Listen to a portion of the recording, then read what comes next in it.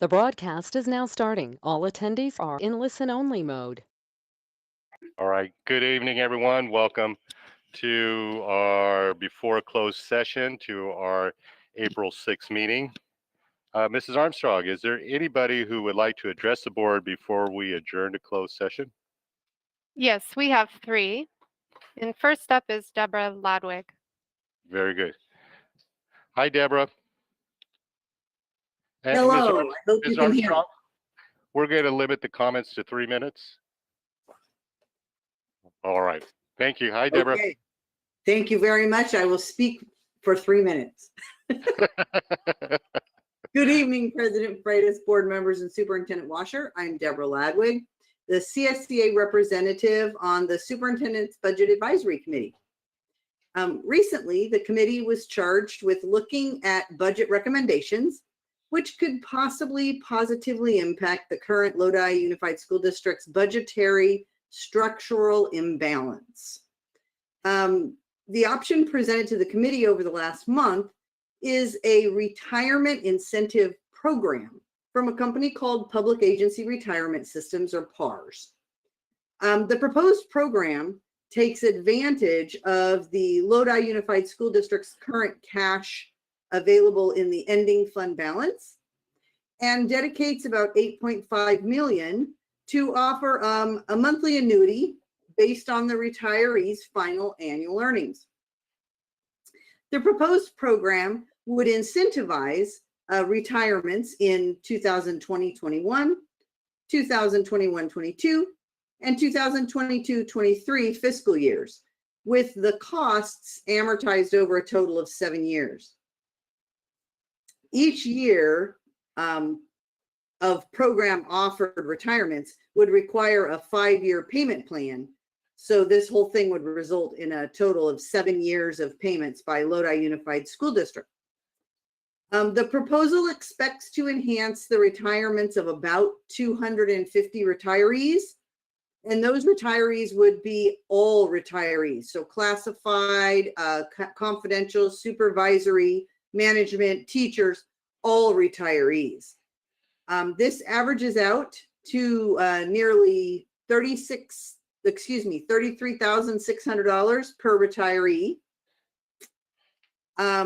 Whereas this same amount of money, $8.5 million, I just couldn't help but notice that's just about the same amount as a 3% off-schedule payment to all current Lodi Unified School employees. I thought that was interesting. But as a representative of the CSEA classified employees here in Lodi Unified, where we represent over 1,500 members, I believe it's my charge to take the interests of all members into consideration when looking at any proposal. And when weighing the current wages and benefits available to our classified employees, I, on behalf of CSEA, will not be able to support this proposal.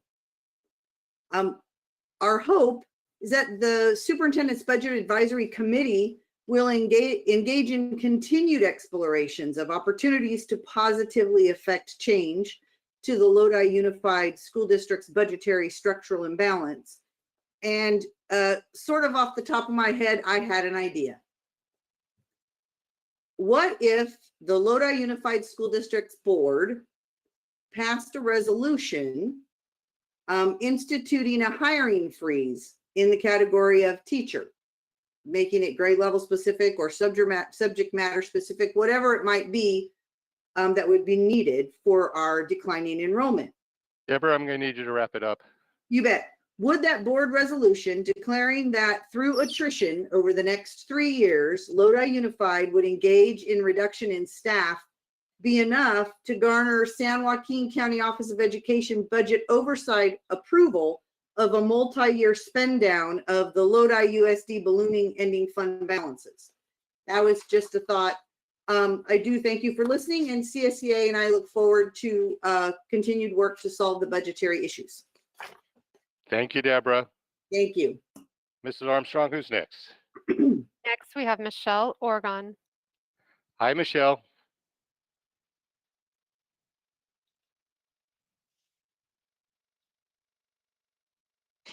Good evening, President Freitas, members of the board, and Dr. Washer. Good evening. I'm glad to see everybody live on screen today, and would like to speak with regards to the upcoming negotiations. We would want to see a direction given in coming to the table to address the areas of student and staff safety with clear collaboration on plans and follow through on those plans. We also hope that with over 20% in reserves, things that you have budgeted, such as to recruit and retain highly qualified teachers, that you prioritize the spending. We need to see today's dollars spent on today's students. Please prioritize the spending on ongoing salary and benefits, come to an agreement, settle 2019-20. We need a fair contract now so we can move forward to talking about current year. Thank you very much for your time. Thank you, Michelle. Ms. Armstrong, who's next? Next, we have Kimberly Freeberg. Hi, Kimberly. Welcome to our meeting. Good evening, President Freitas, members of the board, and Superintendent Washer. When you go into closed session, remember that the teachers are the ones who scramble when the district changes its mind on a dime. The parents look to the teachers to get information and support. We are the front lines of the district. Right now, the district looks embarrassing. We have no information after an announcement was made over a week ago. And while other districts are giving bonuses and increasing salaries, we are having to fight for a 19-20 contract in 2021. You have $9 million for recruiting and retaining teachers. COLA is $4 million. Show the appreciation to the teachers that have been working harder than ever since last March. Thank you. Thank you, Kimberly. Mrs. Armstrong, is there anybody else that'd like to address the board? No further comments. Okay, with no one else wishing to address the board, we will adjourn to closed session.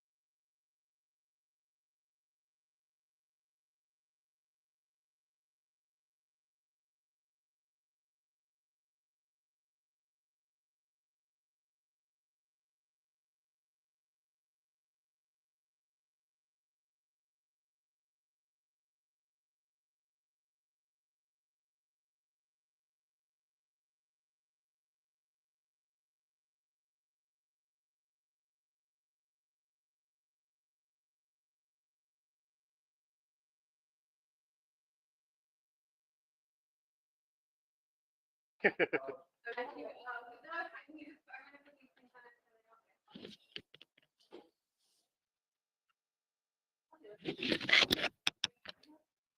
you know which Wi-Fi I'm supposed to log into? Is it the guest or the BYOB? Can never get that. I'll have to do that. To log in on your. Yes. Yeah, if you get into that. No, I just logged. Oh, am I back in the close regular meeting? Wondering where everybody was.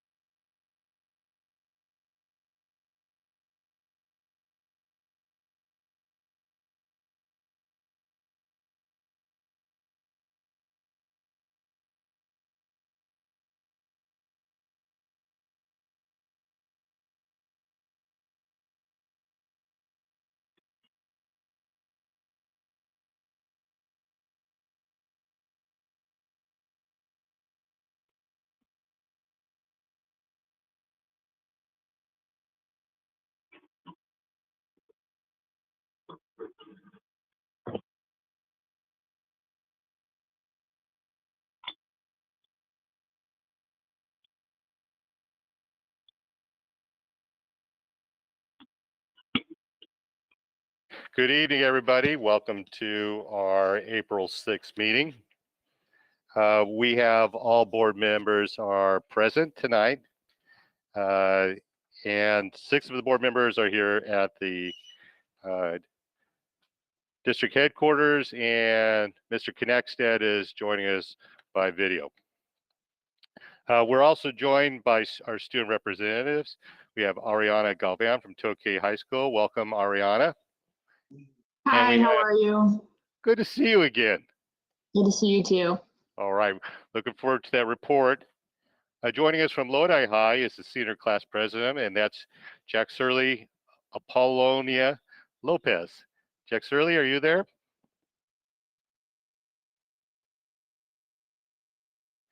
Jack Surley is new to our meetings, and she's filling in for our usual representative. Hello, can you hear me? Loud and clear, Jack Surley. How are you? Hi, I'm not sure if you guys can see me. I'm doing good. How are you? Very good. Jack Surley, would you mind leading us in the Pledge of Allegiance, please? Yeah, of course. Thank you. Please rise. Okay. I pledge of allegiance to the flag of the United States of America, and to the republic for which it stands, one nation, under God, indivisible, with liberty and justice for all. Very nice. Thank you, Jack Surley. That was very, very nice, and we look forward to hearing both yours and Ariana's report just a little bit later in our meeting. Also tonight, we're joined by the executive assistant of the board, Ms. Michelle Armstrong, and we have our IT tech extraordinaire running the entire show. Welcome, DJ and Michelle. Thank you, DJ. Report on actions from closed session, and there is nothing to report. Moving on with our agenda, we have our superintendent's report. Dr. Washer. Thank you, Mr. Freitas. Members of the board, want to let you know that today there was an announcement from the state regarding the blueprint to open the state, that there will be some changes in June, that the current structure will disappear. Our tier system will be no more if some conditions are met, and that has to do with the vaccine effort, the hospitalization rates, and lower numbers. So if all that is in place, the state will fully reopen, and they will not be using the current blueprint that has the tier system. We understand that masks and social distancing will still be required after that point. Want to thank the city of Lodi. Starting on Monday, April 19th, the Lodi Grapevines weekly fixed route service, routes 1 through 5, will begin operating at 6:30 a.m. K through 12 students can ride the routes free. Information can be found on our social media pages as well as the Lodi Grapevine website. So I want to thank for the support in that once again. Want to acknowledge our assistant principals this week. This is National Assistant Principals Week, is April 5th through 9th. Our assistant principals have been instrumental in all that has occurred with making sure that distance learning is operational, that the school facilities are clean, that all of those parent communications and operational type management things are taken care of at the school sites. Want to recognize especially our secondary assistant principals who have had the daunting task of scheduling and rescheduling students throughout this process. So thank you to all of our assistant principals, K-12, for what you've been doing for students, parents, and our community. Thank you. And Dr. Washer, even though we do not have we have this new blueprint being imposed by the state, we also got some great news from the county today. Is that right? That is correct. We are red. It'll be official tomorrow. Starting tomorrow, we will be red. All right. And now that we're red, there's just no going back, right? Excellent. The assistant principals, we usually recognize this with a resolution of some sort. I think I have the board support in that we prepare a resolution for our assistant principals, maybe at our next meeting, because I couldn't agree more about the amazing job that they do and how valuable they are to our students and our organization. So if we could do that. Thank you, Dr. Washer. Thank you for that wonderful report, and thank you, Lodi, for the bus routes. That's going to really help our kids get to school and get there on time. So thank you for coordinating that also. Board recognitions. Probably unprecedented in this district's history. We had a vaccination effort that was coordinated by 2 organizations and made it available that every single member of the Lodi Unified family, every employee was vaccinated. Those 2 efforts were through the San Joaquin County Office of Education and Lodi Walgreens. We have several people that are here that we are recognizing and going to tell us a little bit about for our board recognition. Representing Superintendent James Musolimus, we have Associate Superintendent Troy Brown. We have Assistant Superintendent Jane Steinkamp. We have Johnny Argulas, the Division Director of CodeShack. Danya Williamson, the Director 2 of CodeStack. And Katie Nilsson, Registered Nurse and Medicaid Compliance Director, in charge of all the vaccinating rooms. Also here from Walgreens is Raj Graywal, the Certified Pharmacy Technician, and we have Chelsea Von Geer from the district, who ended up being our grant writer / public information officer / vaccination coordinator. So welcome everybody to our meeting, and Assistant Superintendent Brown, Troy Brown, are you there?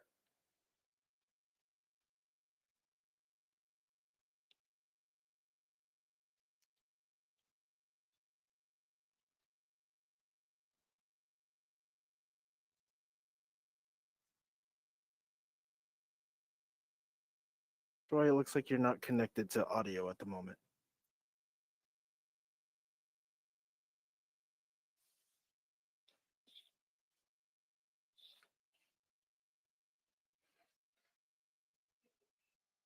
Okay. Assistant Superintendent Jane Steinkamp, thank you so much for vaccinating our employees.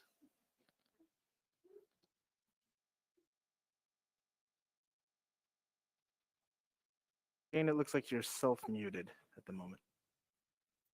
Mr. Freitas, while she's unmuting, I would just want to say that Jane Steinkamp is the one who was put in charge of the San Joaquin County Office of Education effort and was the chairperson for that. And anyone who went knows what a phenomenal event that was. So well planned, well articulated, everybody's so friendly. So thank you, Jane. Thank you, Kathy. Can you hear me now? Loud and clear, Jane.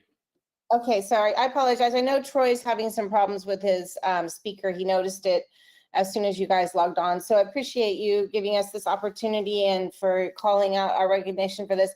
I really want to just point out that this was such a group effort. We had 385 people in our organization volunteer over the course of those 14 days. Many of them just day after day after day coming back and working to make sure that this happened. We were actually able to vaccinate or put 25,822 shots into people's arms over that 14-day period, about 13,000 the first time, and then over 12,000 the second round. And really, it was a combination of these extraordinary volunteers, which were organized by Amy Kennedy, and then the work that Katie's group did, the nurses in the middle of the clinic, just really every single day knocking it out of the park. We had about 150 to 250 people at any given time, every half hour going through the clinic, and the nurses responding to that number of people.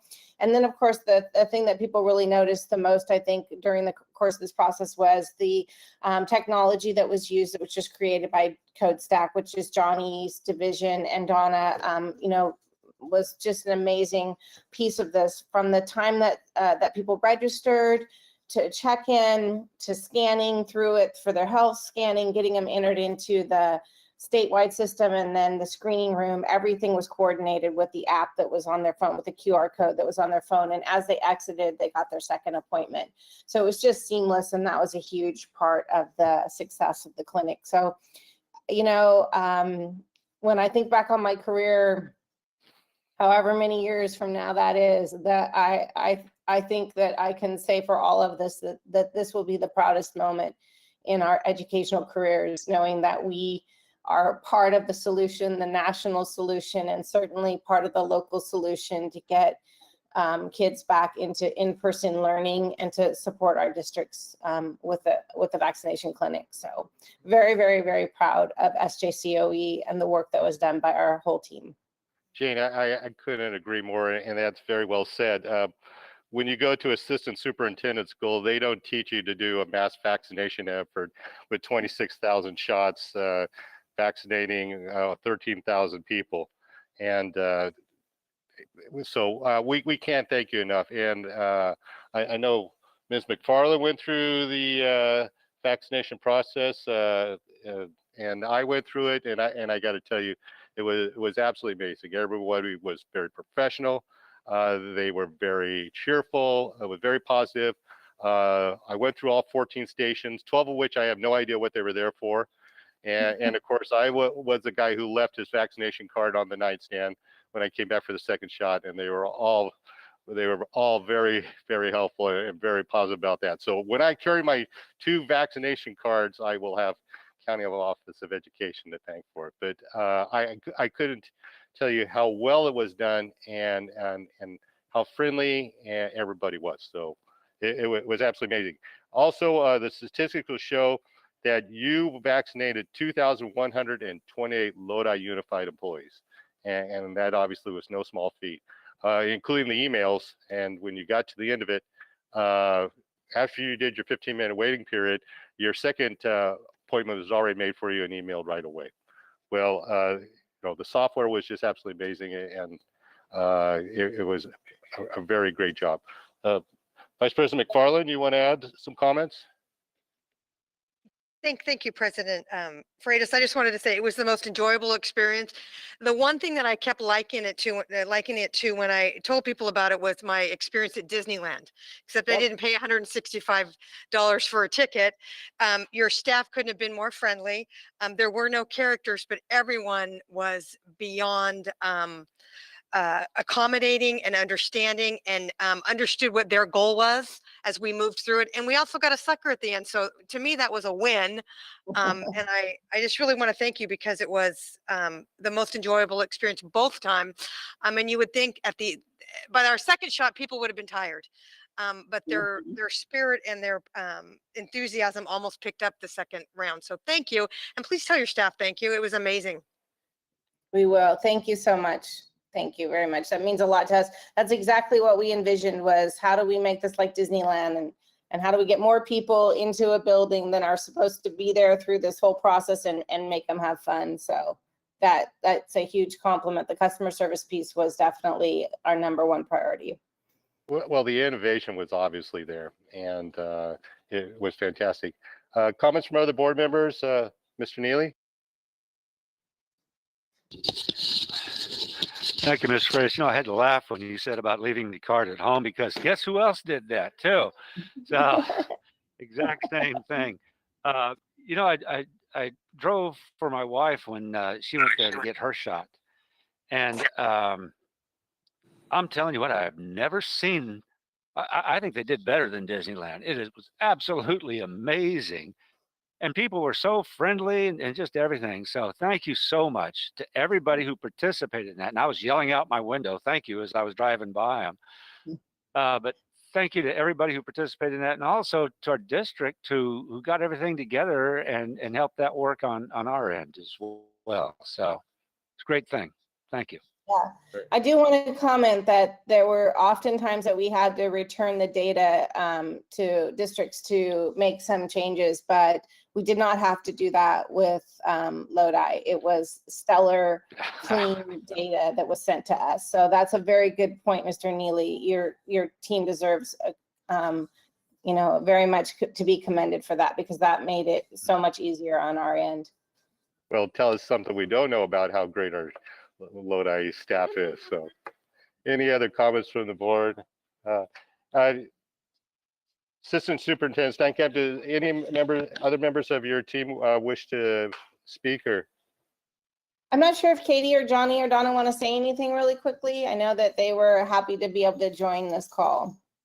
Very good. Johnny, Donna, or Katie?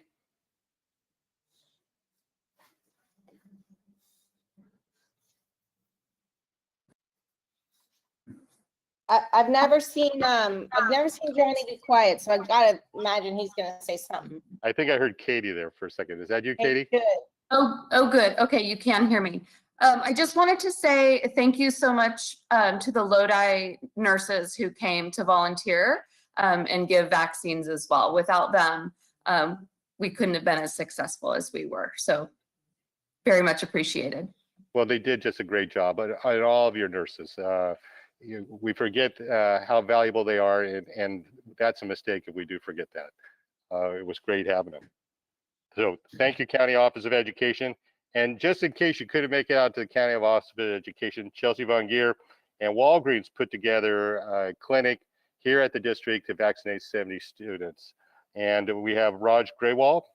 Are you there?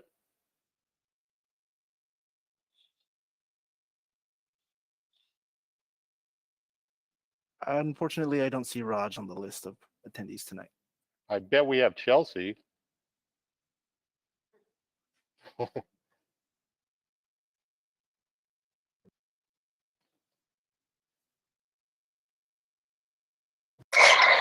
Hello, Board President Freitas, members of the board, Dr. Watcher. Thank you for having me this evening. I was very pleased and proud to be a part of the process with Walgreens and had great help from our staff internally, Vicki Brum, Leonard Kahn, as well as Patty Acosta, who served as a custodian all day with me on that Saturday, just offering her time to assist with making sure people got to their seats and got through the process, waited the required time of 15 minutes. So we had a couple little, mishaps in the morning trying to figure things out. It was the first time holding a clinic at our district office, at least in my time at the district, but it was a very positive experience, and I was very happy that 70 of our employees were able to be vaccinated with the Johnson vaccine, and 4 additional essential workers that were family members of those who were getting vaccinated that day were also able to be vaccinated. So 74 people in total. So that was quite the feat. Well, Chelsea, once again, we can't thank you enough, and we can't thank Walgreens, because so many ways we are tasked with the health of our community, and you really went above and beyond in making sure that people can be vaccinated against this very dangerous virus. So thank you very much. Other comments of the board for Chelsea or County Office of Education? Well, thank you, everyone, and thank you, board, for recognizing this employee vaccination effort. Thank you, Dr. Washer and your staff, for all your help in making this happen. This is huge and obviously unprecedented. And Ron, I just wanted to say, Dr. Brown texted me and said he's sorry he's still muted. He wanted to say thank you to all of you and to Dr. Washer for recognizing SJCOE. So I wanted to pass that message on.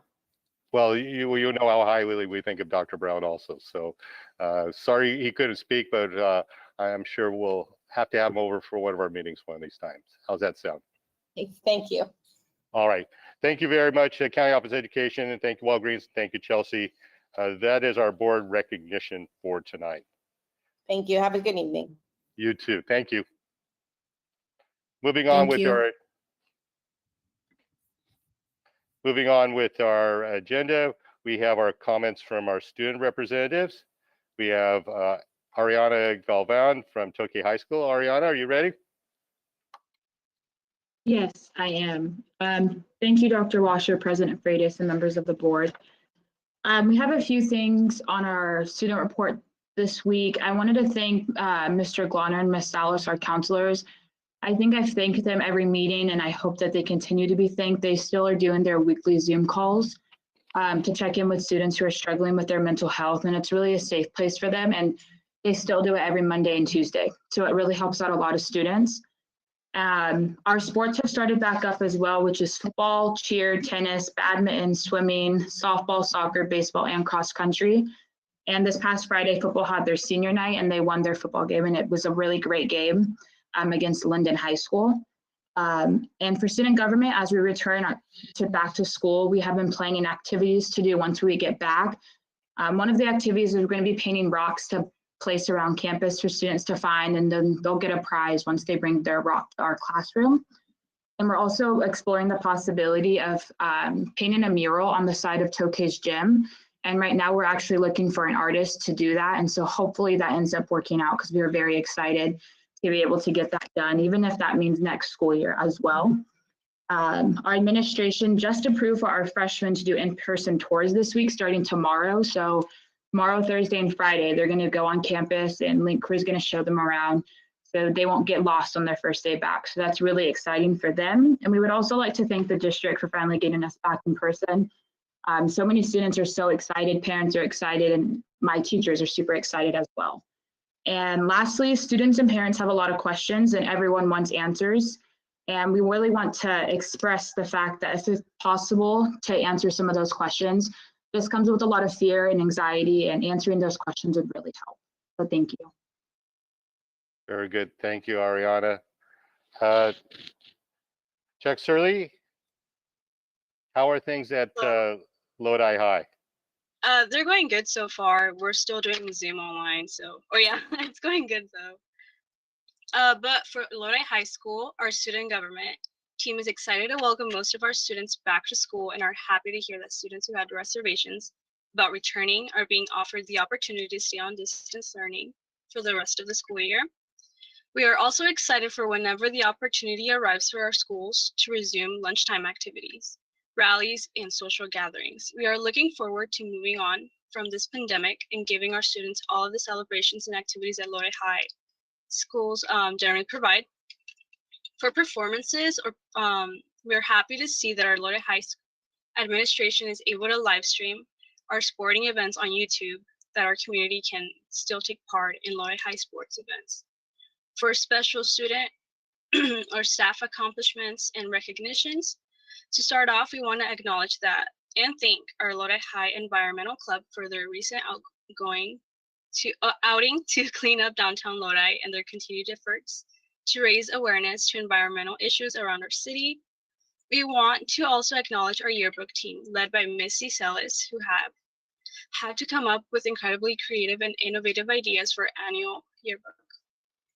In academic, we are also happy with the board's decision regarding the number of credits required to graduate, and look forward to meeting students' needs in regard to their progress toward graduation.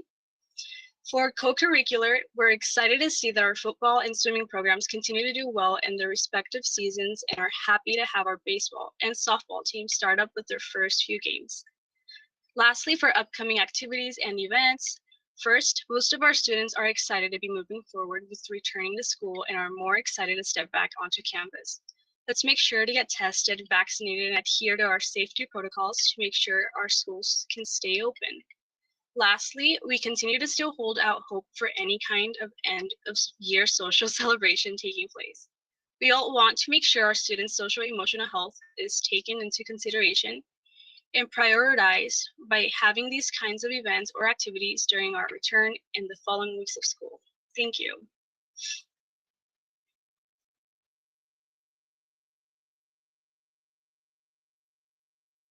So this end of year social event, is that something like a graduation? Is that what you're talking about, or?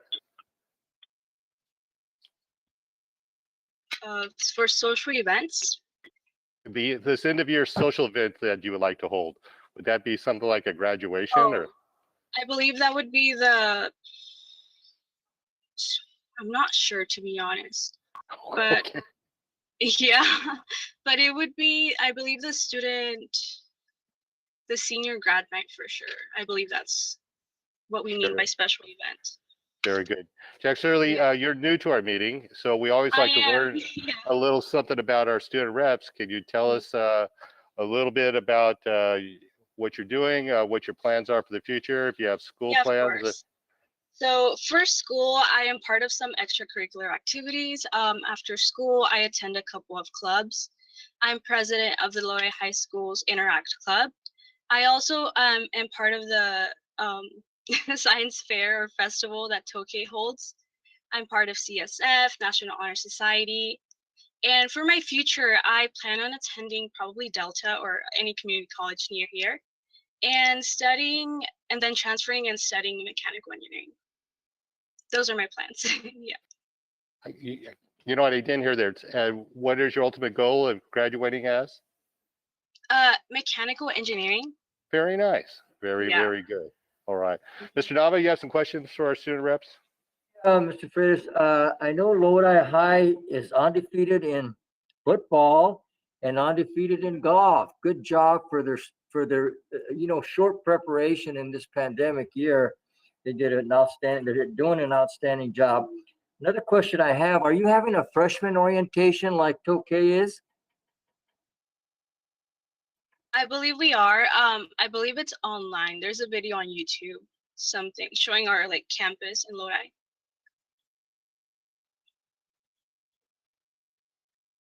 Brianna, again, Mr. Freitas and I have attended the football games at Tokay, and we attend as many as we can because I know that Mr. Freitas is a big fan of Tokay High School. So we're doing that, and I'm glad you are having a freshman orientation because it's such an important. These freshmen have never been to a high school before, so it's really a good break for them to get the guidance and get prepared for their classes and know where they should go and that type of thing. Thank you. Of course. I mean, some of us that are even seniors were like, where are our classes at this year? So I'm glad that the freshmen get to go find out where everything's at because that's really helpful. And just wait till next year, Ariana, when we have the teaching gym and the new classrooms open and going. So same for Lodi. Very, very good. Any other comments from the board for our student reps? Okay, students, I know you got a lot to do, but we have an item, and I'm going to advance it to accommodate you. It's a report item and an action item on the opening of school on April 12th. So if you could stick around for that, I think your input would be very, very helpful. So, and if there's no objection from the board, I'd like to jump ahead to the report item, which is the update and discussion regarding return to person for all grade levels, Dr. Washer.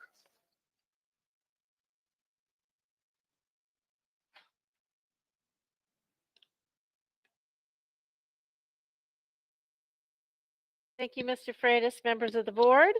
Some updates for you on our in-person instruction plans. As was mentioned earlier, our county is now in the red tier. Actually, officially, that starts tomorrow, the day after the designation. This was due to two of the metrics falling into the orange category, so that moved us into the red tier. So we're excited about that. We're finally moving forward. Seemed like we were stuck in purple for a while. Also want to let you know that on our safety plan, we had submitted it to the San Joaquin County, oh, I'm sorry, it's not the San Joaquin County Office of Education, it's Public Health. We submitted it to San Joaquin County Public Health Services and worked with them. They did not have changes, and there were no changes from the state safety team as well.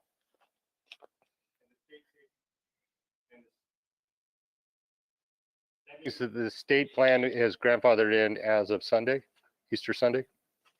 I believe the 5 days was Saturday, if you go straight days, not business days. Otherwise, I think it would have been Monday for business days, but we are past the time. And it has been posted on our website. So I want to give you some updates on operations. If you go to the next slide. So you know already that the distance in the classroom has been changed to 3 feet for the new guidance. We do understand that there may need to be some modifications in some of our classrooms with furniture rearranging or perhaps even stored somewhere else temporarily to make room in those spaces for the students when we have a full return starting next Monday. We also acknowledge that there may need to be used more outdoor spaces. Mr. Khan and his team were on this early on in the process and got a head start on ordering tables and chairs for outdoor use so that there could be outdoor spaces, not just for eating, but also for instruction purposes and for classrooms to use as well. Our school sites do have their site-specific plans. This has to do with entrance, exits, how they take care of passing times, recess, meal service, visitors, office space, all those kinds of things are of course specific to each school site because each facility is different. So those have been in place for a while, but they have been making modifications based on the changing guidance, which has, as you know, been changing rapidly throughout this whole process. And as decisions are made, they are adjusting so that they can accommodate those decisions. Our folks have been working with our after school programs and our providers. Thank you to Jose for working with them to get them up and running so that that service will be provided. This is both our program, which is the Bridge program, as well as the fee-based programs. We need to acknowledge that things are not going to be exactly as they were pre-pandemic. That is an important thing for all of us to remember. Classroom activities may not always be the same because of the safety measures, because of the distancing. There may be parts of the curriculum or activities that were even well liked by students or favorites of teachers that may have to be modified, adjusted, or not done because they can't be accomplished in that format. So we have to acknowledge that. Also, different ways of doing business at the school site, things may need to be different. So we hope that our folks at our school sites will acknowledge that things are going to look different. We hope that our parents understand that is not going to be exactly as it was pre-pandemic. We are still implementing different types of safety precautions and procedures. We also need to acknowledge that adjustments are going to need to be made throughout the year. It's not going to be a perfect start. Nothing ever is. And as we learn, we need to adjust. School sites will make their adjustments. We'll make our adjustments district-wide. We need to know what kinds of things need attention so that we can give them that attention. But we need to be able to be flexible throughout the rest of the year to make this work. Want to give you an update on where we are with COVID-19 testing, and I'm going to turn this part over to Mr. Khan. Thank you, Dr. Washer, President Freitas, members of the board. Dr. Washer's last bullet on the previous slide is a perfect segue for testing. Adjustments will be needed as we progress through testing models. As the board may recall, staff currently has the opportunity for a free test once every other month, and then there's also the opportunity for free tests if there's any type of outbreak or exposure. We also have started athletic testing. We have gone through 2 testing companies. One of them was a stopgap. They did a good job for us, but they only tested early antigen.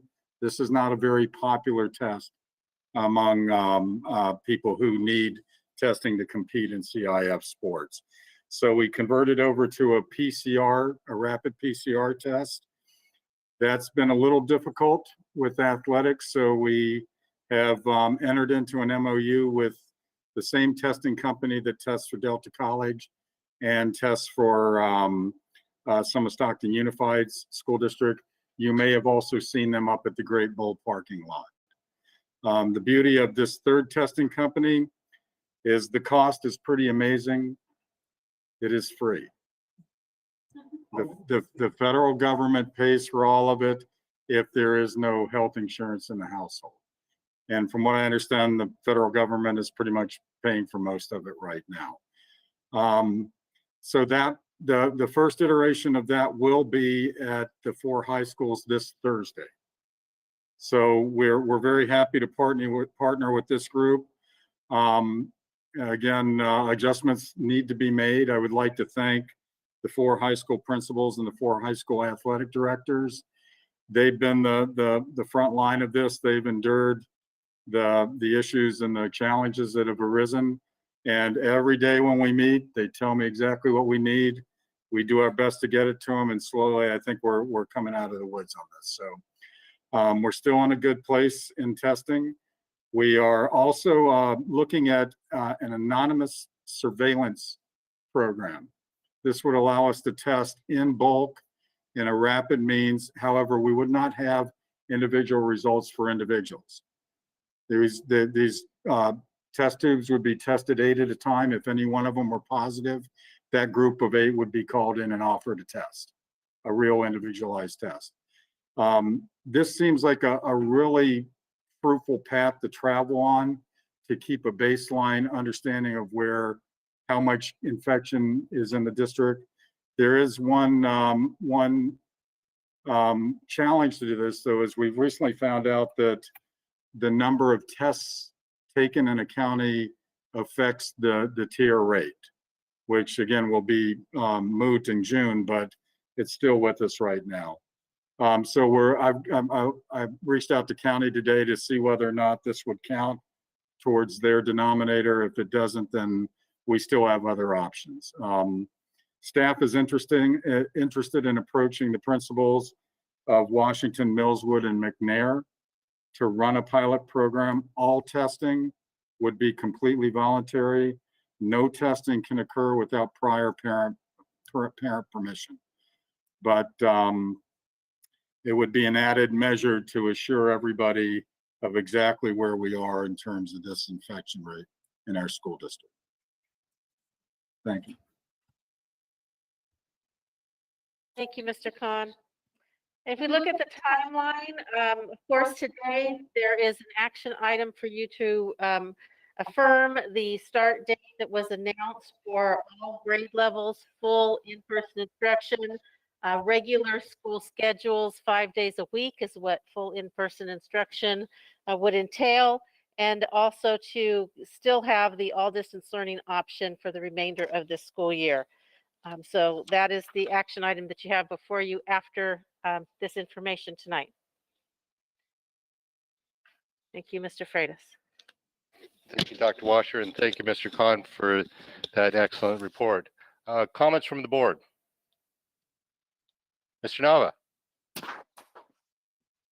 For Dr. Washer, I know that Mr. Holloway comes out with some cases at certain schools. What happens then if they're in session? Thank you, Mr. Nava, members of board. That's actually a question for Mr. Khan. There is a reporting requirement per law that we do follow. We follow the reporting requirements, and we have exposure and positive case protocols. So, Mr. Khan. A reporting requirement? We have 4. We've got a workers' comp, an AB 685 notification, Cal OSHA, and County Public Health Services. It's daunting. But I won't go too in depth in it, but if the board were to look at any web page in the district, our homepage, the board's homepage, any site page, you'll see in the top, one of the top ribbons, a COVID-19 link. Click there. We've got under policies and procedures, under pandemic plan. We've got the in-person instruction protocols out in draft form. We're receiving comments from principals, but that's making its way. We might be able to remove the draft off of it tomorrow. But as a quick answer, Mr. Nava, if there's exposure in a classroom, everybody that's been exposed goes home for 10 days. These are still CDPH, CDC guidelines. One bright spot is CDC actually is allowing students, given things like allergies and that type of thing, if a student exhibits symptoms, the site is to remove student from classroom, place them in the isolation room, call parent collects, hopefully goes to get the kid tested. If the kid is negative and follows up as unsymptomatic, the student may return to school. Doesn't have to sit out the 10 days. If it's an ongoing thing, we will accept the doctor's note that it is an ongoing thing and not COVID, and the student can return to school. Thank you, Mr. Khan. Mr. Freitas, one more question. This is for Dr. Washer. Dr. Washer, staff, the teaching staff, are they informed before the parents, or the parents are informed before? I had a question somewhere was asking me, we need to get informed. One thing that happened that I heard from a student, that the teacher did not know what was happening and the student did already. Is that happening? Mr. Nava, in terms of a positive case or an exposure, is that what you mean?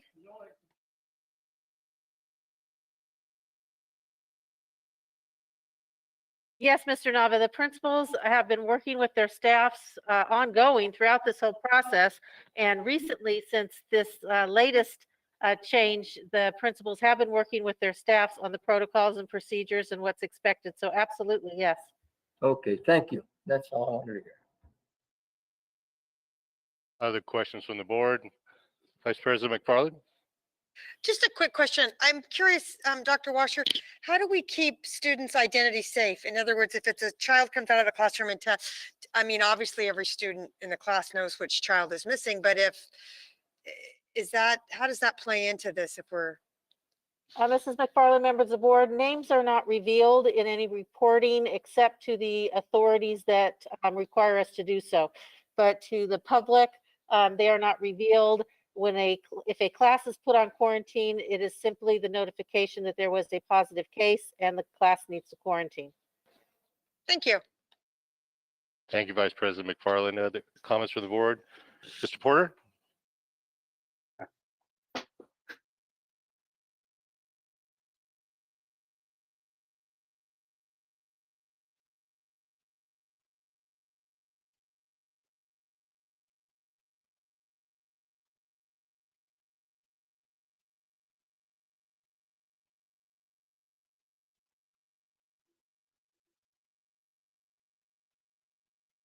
There we go.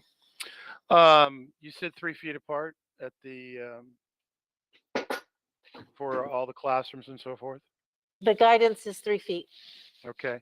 And who is going to be the one checking all that? Is that the teacher, the administrator? Administrators have already been doing that process. I know that teachers have also been in classrooms doing that as well, but custodians also have been involved. Okay, because I'm getting some letters from teachers that say they're not going to be able to manage 3 feet apart this is high school, based on the number of students they have. I just hope that would If be. they could forward those to their administrator if they haven't already done so. If they have, they can certainly send them to me. Thank you about that. You said each school has an on-plan site for Correct. what they're doing. There are some students that are in the cafeteria, using the cafeteria. For meal service, yes. Yes. Now, is that happening at every school? It will once we come back in full. So all kids will be in cafeterias at all schools. I wouldn't use the word all because there are outdoor spaces that are available as well. And schools are doing their best to stagger their times. And they are developing procedures in terms of at an elementary site, for example, where each class will sit. And so they will help students be able to identify their places and where and how far apart to sit. Secondary, of course, is different in terms of they don't come in classes, but they will also have procedures in terms of distancing. What about playgrounds? I'm hearing some schools are playground allowing, some schools are not. Do we have a blanket policy on that? Thank you for that question because we did talk about that in quite some length. And the direction we have given is that playground equipment can be used and schools are to have procedures for hand sanitizing before and afterwards. Yeah, I'd hope so. That'd be tough for young kids not to use the playground.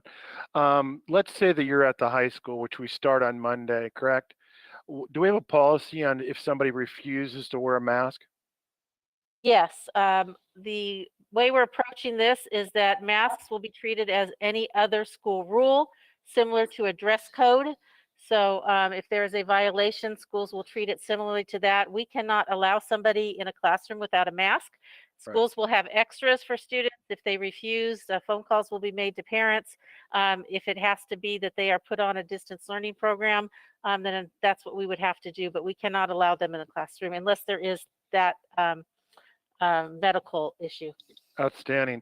Now, did we send a self-test home to parents so that they can check their child before they come to school?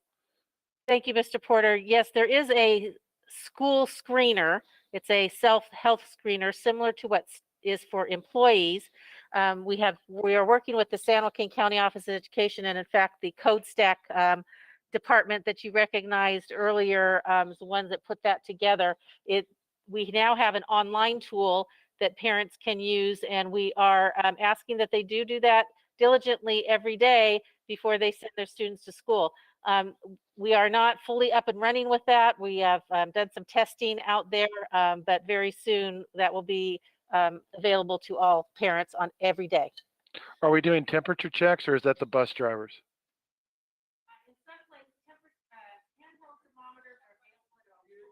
I'm sorry. Thank you. I got a little too fast with my clicking. Thank you, Mr. Porter. No touch thermometers are available at every school site. I believe we have them in place for every teacher if they want them. Some schools are doing them at entrances. I saw Wagner Holt when I went to visit them. They were doing temperature checks as the students were entering the campus at 2 different points. Very well organized, very well structured. They also had hand sanitizing station for them before they came onto school. So different schools are using them differently. We have not required a temperature check. Okay. And my last question goes to your last slide. So that's number 6.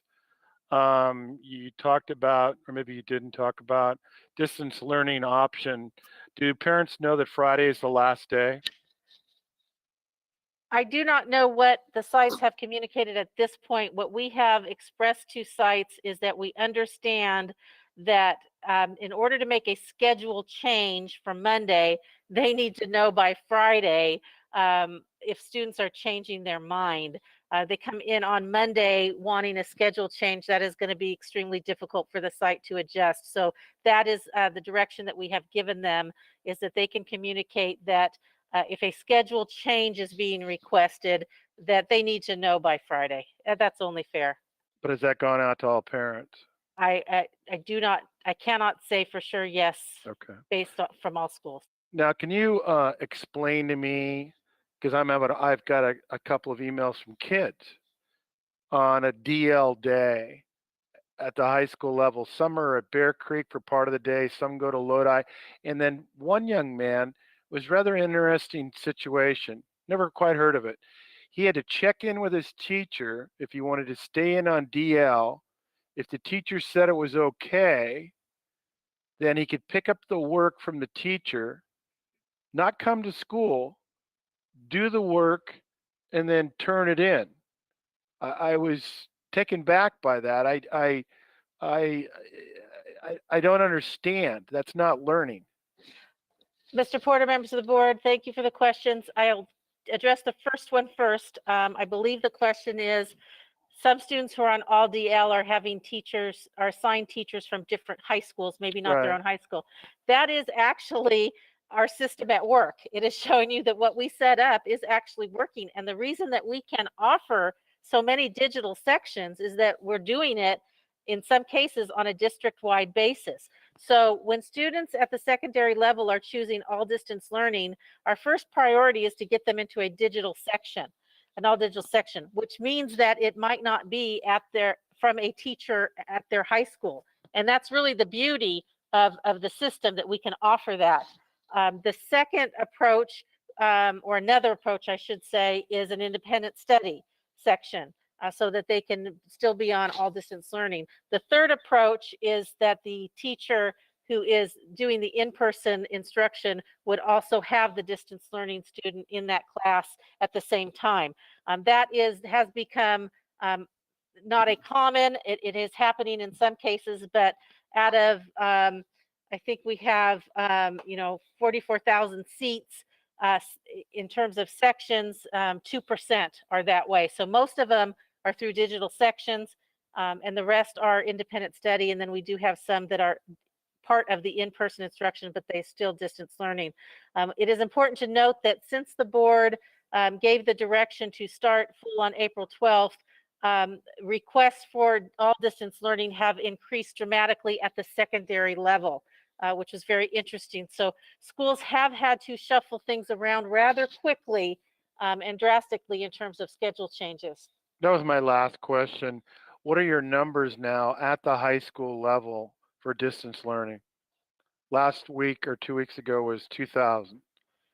Of the 4 high schools, what do you think it is now? It's somewhere, it's not far off from that. I'm Jeff Palmquist, I can call on him and he may know if you want me to do that. I can get you that. I bugged him enough last week. And I didn't want to ignore your other question about the students. if we could get some specifics and more information, we'll have to look into that situation. Something doesn't seem quite right there, but Well, we it's would not have to look just, into if that. it was just one, I wouldn't even bring it up, but I'm getting 4, 5, 6 emails, and the same thing is happening where they have to check in with the teacher, do the work. They don't have to come to school, or they might have to just come to school, or maybe not graduate.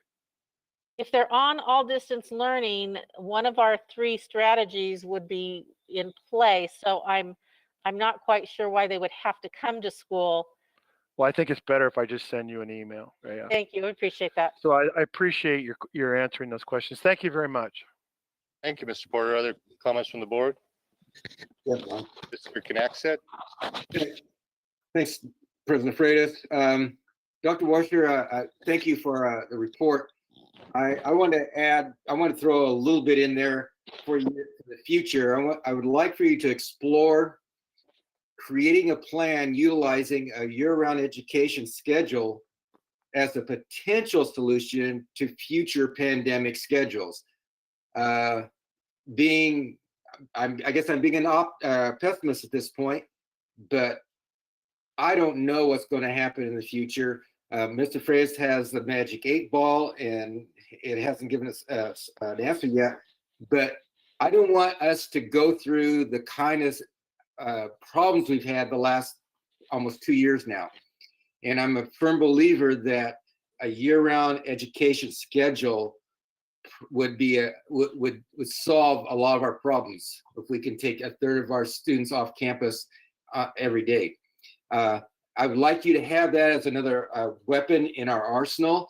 I don't expect you to have details right now, but I want you to put that on your back burner and use that as a real solution for a potential problem in the future. And I would suggest one of the first things you do is change it from YRE to something like, give it a new name, like alternating school schedule. The idea of year-round school sounds awful to people, but the schedule actually will work, and it probably would have worked well in our situation right now.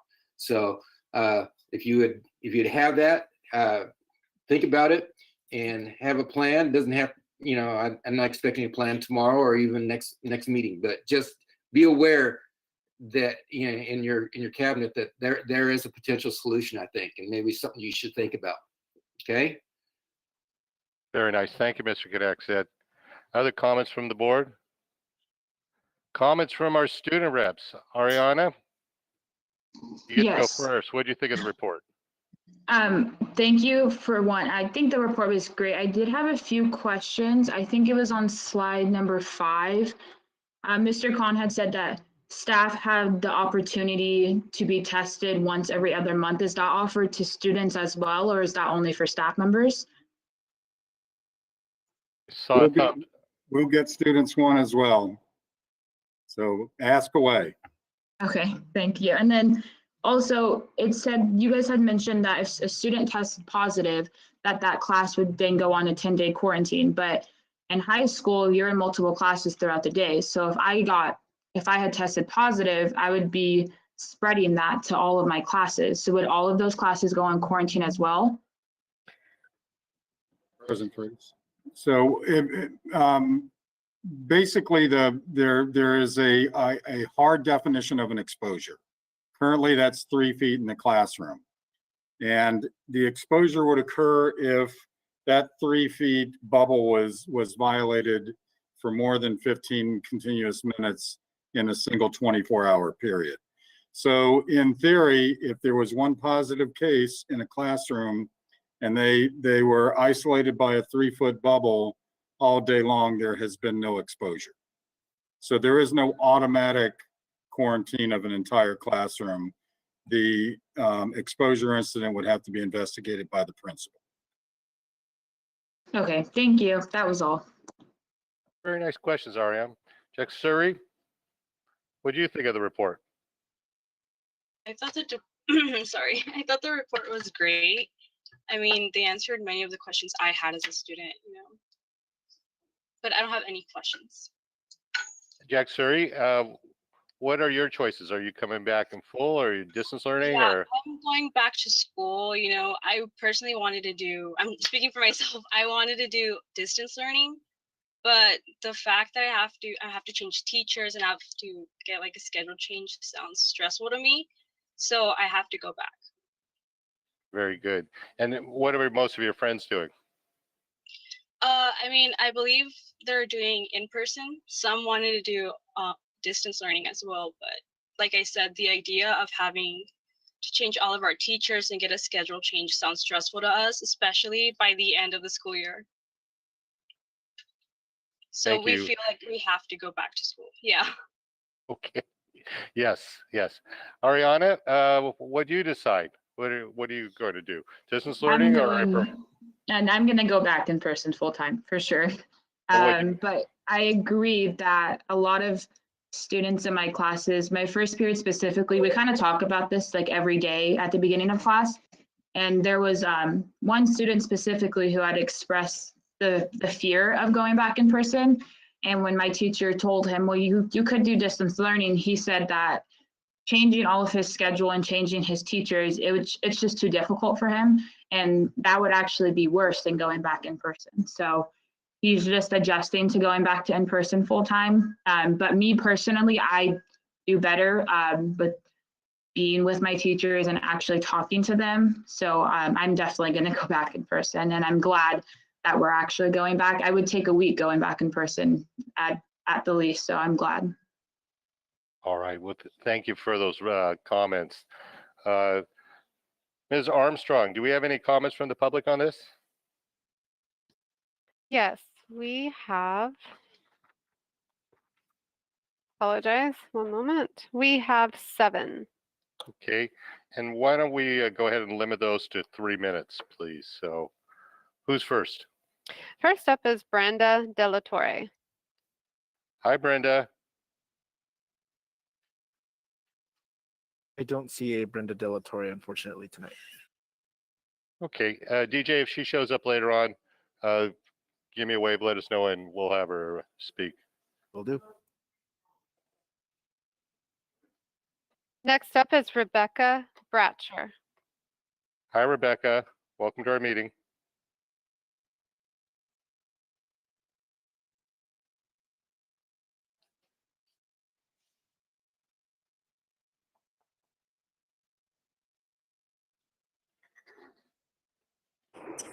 Ooh, I figured it. Hello. There you are. I'd like to first talk about my feelings about going back in person. I teach a 4th through 6th grade SDC classroom, which is a mild moderate classroom of special needs students. And I'm told usually not to talk about my own personal disabilities, but I'm going to. I have a few disabilities, 2 main ones that affect my everyday life. I have ADD and an auditorial processing disorder. Why I've decided to tell you today about them is I want you to understand that I understand my own special needs students and what they are going through. I need to know how to teach and meet my students' needs who are unable to return. I currently have 3 students who cannot come into the classroom due to immune compromisation. These students have IEPs that have goals and services minutes that need to be met. In a full person return, full day, I do not have time to service these minutes. I would like to know how I'm supposed to service these students and split my time with my in-person students.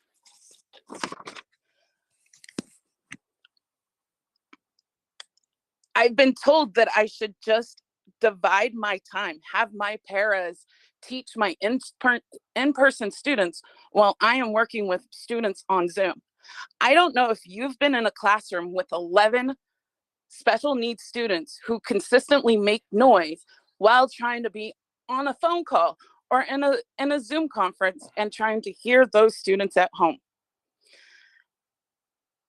My students have not gotten used to being in person with a hybrid schedule.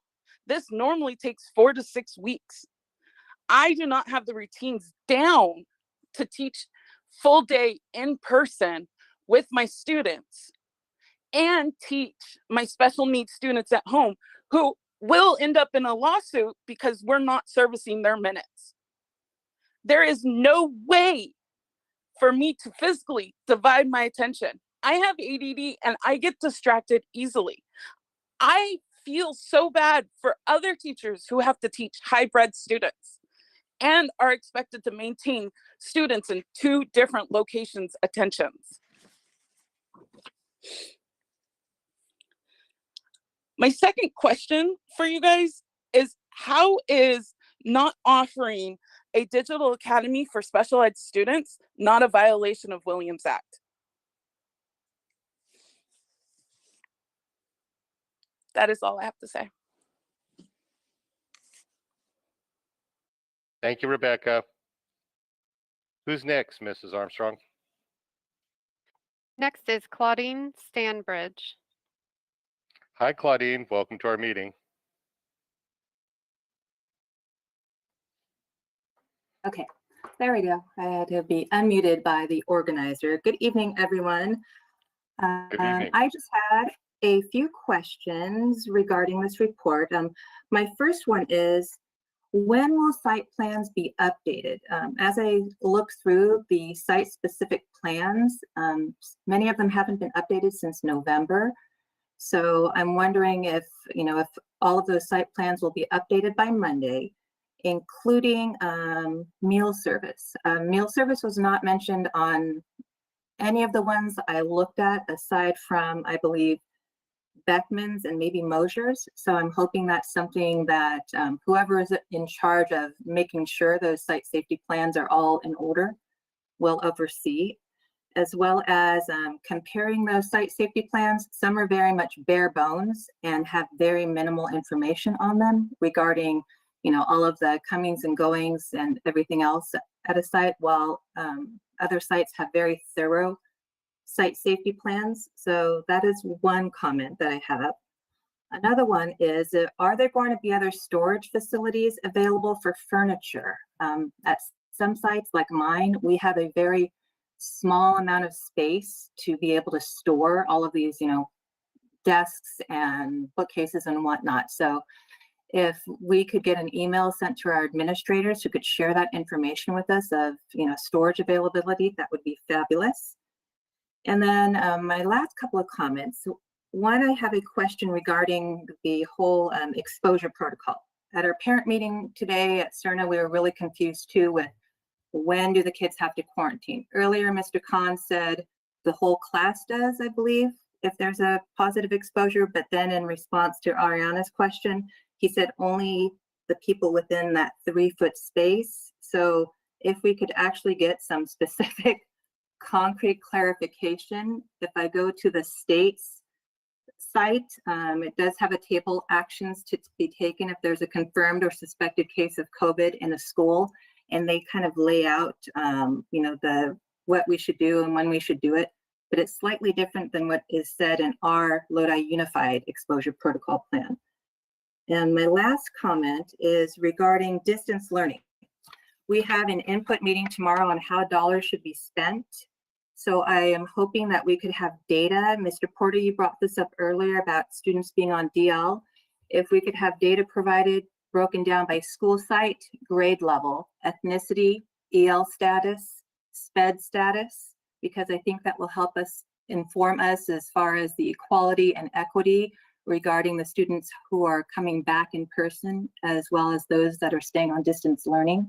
And that could provide us with some valuable insight. And my last comment regarding the distance learning is in regards to the technology piece. I think myself and many other people would really love to hear a Claudine, you're going to have to wrap it up. Department. Okay, I'm on my last comment. A report from our tech department regarding the infrastructure, because we all comment on how bad it is, but could the tech department tell us what is wrong? What are they doing to fix it, to help reassure us and keep us informed? Thank you. All right. Thank you, Claudine. Next, Mrs. Armstrong. Next, we have Michelle Orgon. Hi, Michelle.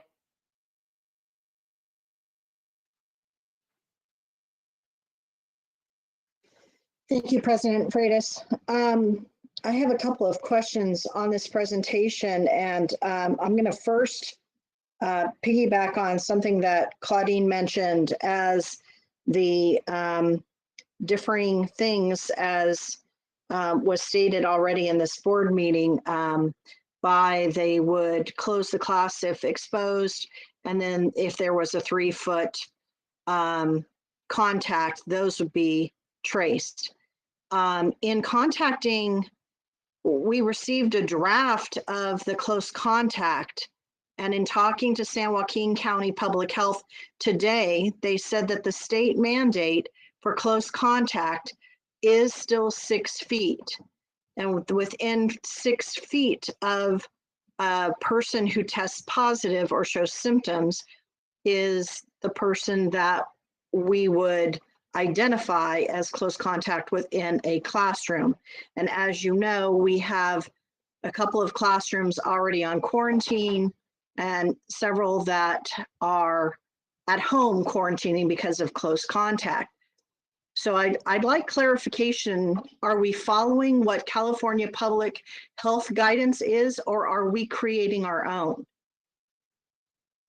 Michelle, can the district get you an answer to that, email you an answer, and would you CC me and the board in your response to Michelle's question? Okay. Next, Mr. Porter had a question with regards to students shifting online to distant learning. We heard today that Bear Creek alone shifted 200 students to online. That's an awful lot and an awful lot of class changes. We worry about making sure that they get all of their requirements met. We have no question that teachers and counselors are working hard to get those shifts, but it does throw a monkey's wrench into what students, as I think Ariana explained, new teachers and a different mode of learning. So I think we need to definitely check on that. The next thing, within our own district safety plan, we said that we would be doing symptom checkers. This was for students coming in and for staff. We are very disappointed that we brought students back and the symptom checker that we had that was written was not done. And so we had these exposures happening on the very first day where parents told teachers, oh yeah, I gave my child Tylenol before I brought him to school. They were already running a fever, throwing up, and came onto campus. And had we been prepared, we would not have had those exposures. So I hope that we look, as Claudia pointed out, those safety plans, because we jump from, as we're working out the tweaks of hybrid to full return, they have not been worked out. There are many questions on close contacts, and the definition that several teachers were asked to identify who the close contacts were in their classroom, they did not understand and said, well, if that had been explained to me, then yes, I would have had several students that should be on quarantine. So I think it's vitally important that we clearly communicate this with everyone so that we slow any spread of the virus on our campuses. On the weekly tests, I know that in safety, we've talked about the testing, and I was not able to find online, so maybe we could have on the parent portal, student portal, staff portal, a link to— Michelle, that's been 3 minutes. We have Thank the you. action item on this, so we could follow up on it then. If I'm not sure I understand what you're There's saying. an action, we're going to have public comment on the action item. So if we could maybe continue your comments and continue from there. And Thank you. Thank you. Moving on, Ms. Armstrong. Next, we have Tom Moshe. Hi, Tom. Welcome to our meeting. Hello, everyone. President Freitas, Dr. Washer, members of the board. A couple of questions that I also had, and hopefully this will be posted somewhere, but the what is considered exposure. CDC right now is 6 feet for 15 minutes. And I think there was a lot of confusion on that. I'm also concerned with the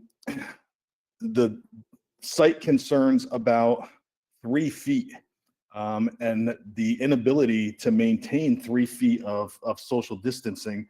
I mean, ADA requirements are 3 feet pre-COVID. So every site should have 36 inches between desks anyway. So I'm a little confused on why that would be a concern.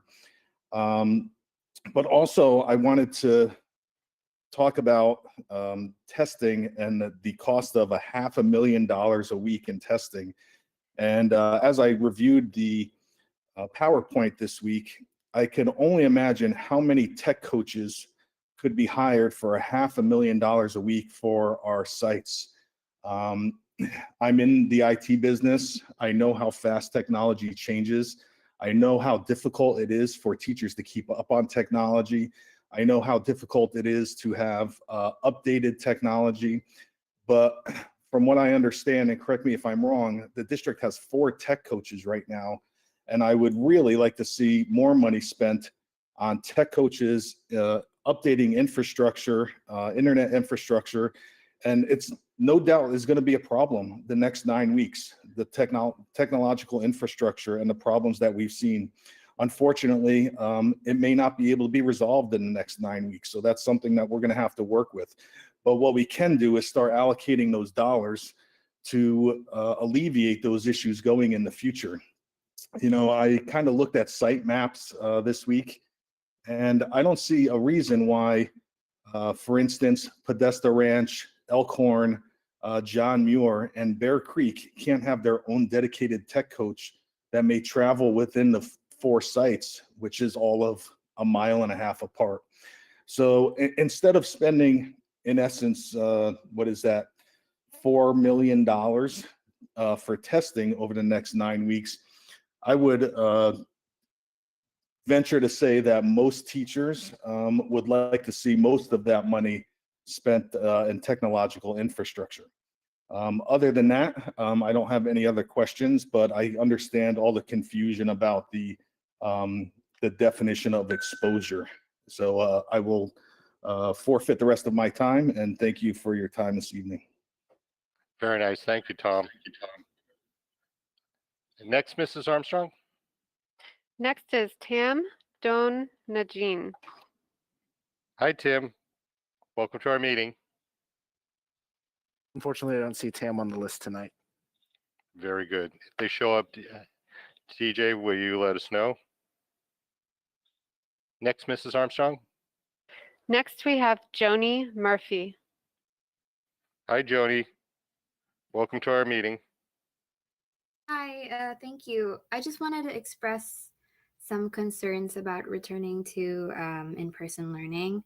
So I am a student at Bear Creek, and I will not be returning to in-person learning because I have different personal matters that I really just cannot go on with in-person learning. Another thing is so many students at Bear Creek have family members who are very susceptible to getting diseases. They might be old or have immunocompromised systems, and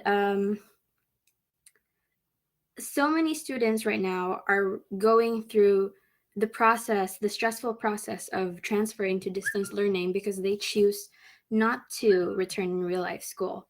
And that just says a lot about how many students do not want to return. And I just wish that the school district would take this into consideration and think how it would be really stressful for all these kids to return to a full-time schedule without really being given the time to adjust. So that is really all I wanted to express. Thank you. Thank you very much, Joni, for commenting at our meeting tonight. Any other public comments, Ms. Armstrong? Yes, we have one more. Brandy Del Alba. Hi, Brandy. Welcome to our meeting. Thank you so much for having these meetings and the open comments for it. It's really helpful, and I'm getting a lot of information. And I really think that we all should respect everyone's decision whether to return to in-person learning or remain on distance learning, because it really is a familial decision. I just have a few things that I was hoping I could get answers for. I did just hear that high school students, some wanted to remain on distance learning, but the process was too difficult for them to do so. I really would hope that we'd reevaluate that situation, because again, they should have that choice and that ability to be able to stay home and not have returning be a hardship or a forced issue. I'm also curious to know, because I am trying to make that decision for my own family. I have 5 children, and I'm, trying, do I send them back? Do I keep them home? I'm trying to evaluate that. So I'm hoping some answers here would help. I wanted to know, in the first week and a half of hybrid learning, were there any positive cases where the classes had to quarantine, or the exposure was, throughout the school, that we should be concerned about more than maybe a small sample size? I do believe I heard that in this meeting, that someone stated that we do have some classes. What the 3 feet rule, did I hear that correctly? That the kids will only be 3 feet apart, and that being 3 feet apart, if student A is positive, if my child is 3 feet from them, they do not need to be quarantined. Only being 3 feet would give them clearance or the idea that they're safe. I'd like to know if I heard that correctly, because my understanding on the CDE page is not that. That's not what describes exposure. So if someone can please let me know about that 3 feet spacing and quarantining. Also, I'd like to know about DL hours versus in-person hours. So if I go in person, or my student goes in person, they're there for the 6 hours. If I choose DL, how long will my student be on the computer? I know the state had guidelines for hours, and they're limited because of the screen time and the drain. And my God, I can imagine the drain on the teacher trying to teach both classes, because they're basically teaching 2 classes at the same time. Will there be a difference in the amount of hours that a distant learning student would be online? If a student chooses to be distance learning and they're a 6th grader going for promotion, or 8th grade, or a senior, will they still be allowed to participate in any promotion or graduation events if they are distance learners? As a family, if our situation changes, so let's say that my husband has the opportunity to be vaccinated, or my mother who lives with me has the opportunity to be vaccinated between now and the next 4 weeks, and we move from the red to the orange tier, would my students then be able to go back in? Would they be able to transition for the last 4 weeks of school at that point if our family situation changes? Let's see what else. Oh, and then if, because of distance learning and what's going on here, if I opt out my student for state testing, I just don't want to add the SBAC as an additional stress to them. Randy, I need you to wrap it up. You have 3 Okay, minutes. okay, if I opt them out, will there be any consequences for the following year? And then, is there an update on teacher contracts? Do we have one with our teachers yet? And that's it. I'd love some responses for those. Thank you. Very nice. Thank you, Brandy. Any other comments for the report item? No further comments. Very good. Moving on to the action item then of further comments from the board. Further comments from the students? Seeing none. And additional comments from the public. Ms. Armstrong, we have any signups? Yes. First up is Lori Seltz. Hi, Lori.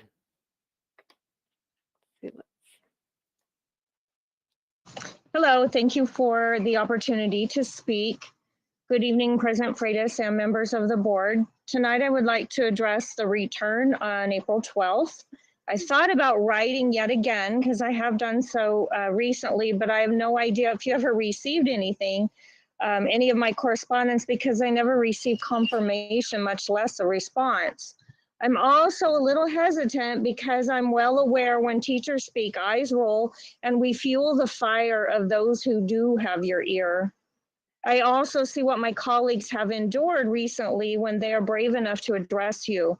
But I have thick skin, so reactions and disrespect isn't professional or acceptable, but I will speak regardless.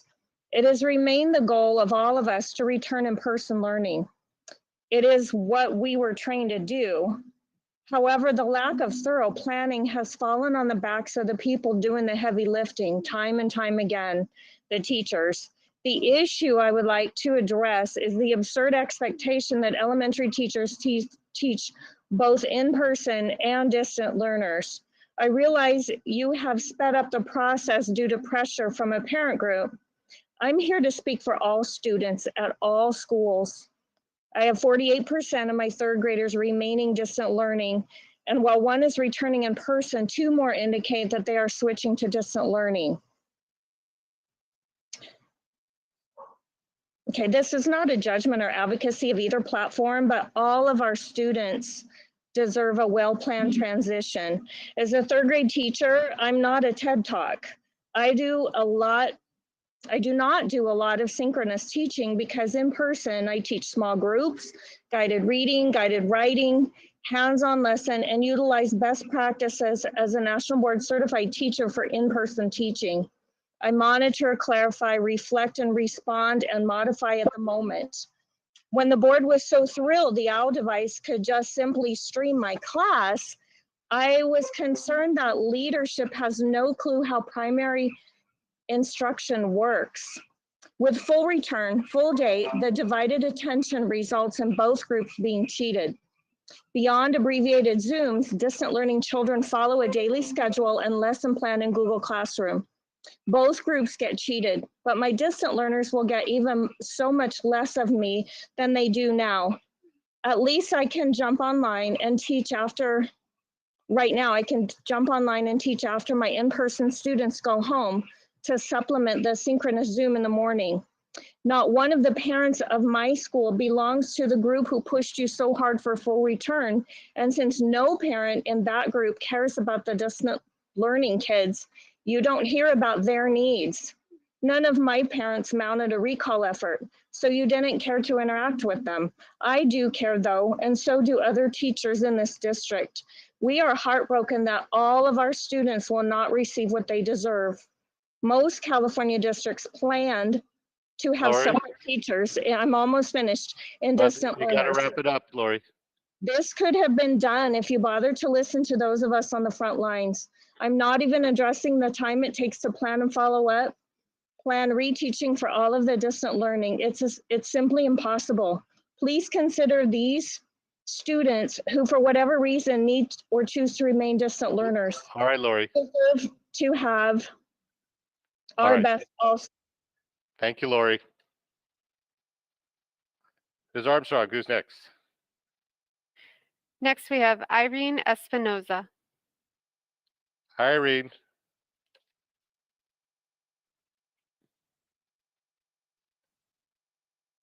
Unfortunately, I don't see Irene Espinoza on the list tonight. Okay. If we find her, we have 6 total. Ms. Armstrong? Next, we have Bethany Harris. Hi, Bethany. Hi, thank you. I just wanted to piggyback on Claudine and Michelle's comments about the COVID quarantine protocol. I was excited when I heard Mr. Khan say everyone exposed goes home, but I'm a bit confused as when a class needs to quarantine other than just the student, because I'm hearing each school site seems to be deciding differently. There's been a bunch of student COVID positive cases in the district, and every class is doing it differently. So I was going off the 15 minutes less than 6 feet apart, and that's all day with the door closed, air recycling through the classroom. You'd think by the end of the day, the entire class might be exposed with all the moving around to and from and in and out, especially since desk shields are now optional. So, also, how are the parents contacted? Because they're just getting a message that says a person at the site was exposed. They're not being told that that classroom, there's an exposure in the classroom. So that's been freaking out some of the parents, and they've been calling to change back to distance learning. I'd also like to talk about the full-time return.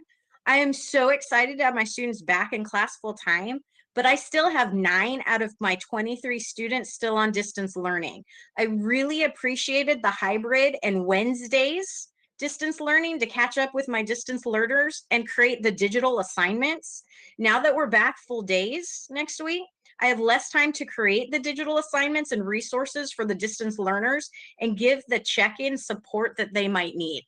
I turn all of our workbook pages into Google Class quizzes and also math tests, so I know that they are participating. So thank you so much for your time and listening. Very nice. Thank you, Bethany. Ms. Armstrong, who's next? Next, we have Michelle Orgon.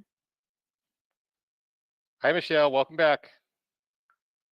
Hi, thank you, President Freitas. I guess my first question is a question. I know that I'm speaking on an action item now, but we just were in a report item and people asked questions, but no answers were provided. I thought the part about a report item was to ask questions and have somebody there answer. So we do have some questions going forward. And I would like to say we are, as Bethany talked about, parents concerned, teachers concerned about who is exposed, the symptom checkers not being done, not being given before students started on campus.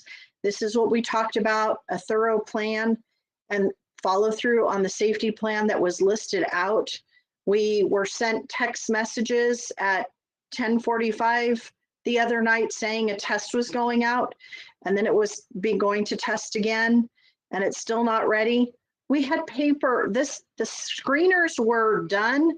All of my special ed teachers have been using those screeners since last year. So I'm not sure why those weren't given to parents to make sure they were screening their students. That seemed very irresponsible. We'd also like to talk with the sharing of the classroom filtration systems. We have heard that now teachers can optionally use their desk shields. We have some teachers that still have not received any. The part of the filtration system, because our air conditioning units could not be retrofitted with the MERV 13 filters, we got air purifiers. We were told open doors. I have teachers this week who were told keep their doors closed because of other security risks. That then decreases again that fresh air coming in and allowing if there's any virus to dissipate. We had in our safety plans the layering, the deck shields, the mask, the pure air purifiers were supposed to help filter the air and have less floating around. But if we now have taken part of that air layered system out, are parents going to be reassured, are teachers reassured that that level of protection is there that were outlined in safety plans? I appreciate the parent asking about the minutes and would let her know that there are state minutes due to the assembly bills for each of the grade levels. And then although they are not live time instruction, it can be recorded and part of it can be the assigned work that qualify for those minutes. I would hope that she would talk to her teacher about that in order to make that decision. I'd again like to express that we have all parents that Michelle, are before we contacted. go on to another topic, can you wrap it up, or you want to finish during comments from employee groups? Well, I guess could I finish with a question and an answer? Are report items questions supposed to be answered? We'll have someone get back to you on that. How's that sound? Well, not reassuring. Thank you. All right. Next, Mrs. Armstrong. Next, we have Christina Daughtry. Hi, Christina. You're up. Thank you. Can you hear me? Yes. Awesome. I wanted to echo Bethany and Lori's comments that while it seems that there has been a plan for distance learning sections for high school, elementary teachers still, I believe the majority of us still have distance learners in our classroom. I have 5 out of 22. I, like Lori, have depended very heavily upon small group instruction and reading groups every day. And with a return to full in-person instruction, which I am excited to see my kids, but those distance learners, I don't see how they can get the kind of attention that they need from me in that small group. And it really makes me wonder how there was a plan put in place for high school and there doesn't seem to have been a plan put in place for elementary school. And our distance learners have the right to do that. The district has made that offer all along, but I worry that they're going to get shortchanged. And I wanted to make sure that you were aware that elementary school, we're all still teaching both groups of kids, even though it says full in person. Not for those kids. Thank you. Thank you, Christina.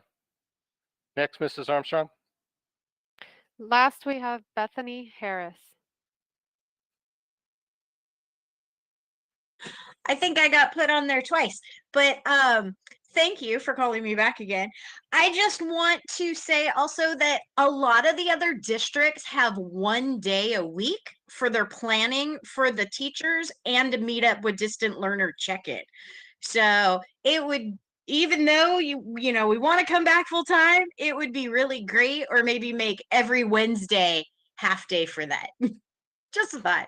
Thank you. Thank you, Bethany. And I think you were put on twice, but I won't tell if you won't. All right. Okay, no further comments from the board.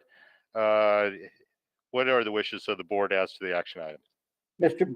Freitas, I move that we approved item OA1-1. Thank you, Mr. Nava, for your motion.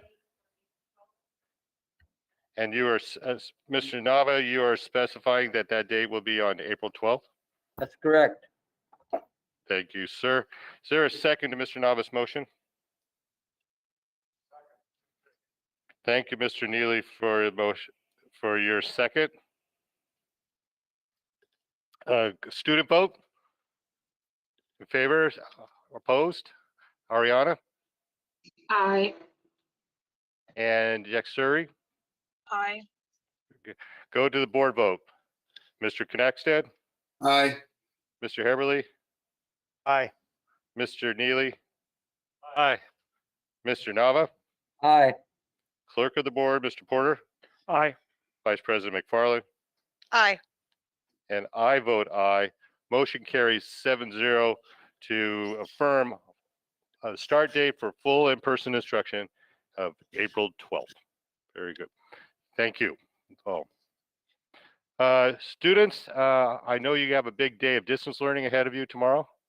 I don't want you to stay up too late. I want to make sure all your assignments are done, that you're up bright and early and cheery. So thank you for your comments at tonight's meeting. We look forward to updates and hearing how you're doing. And with that, you are welcome to either stay on board and stay on the meeting, or you can be excused to go home. So, yeah, or continue your evening. So you're already home. Thank you. Have a good night. Have a good night, Ariana. Bye, Jack Surrey. Thank you. Okay. Board, what are your wishes? We have public comments. We can take a 5-minute break, and we will start at 8:55. Thank you.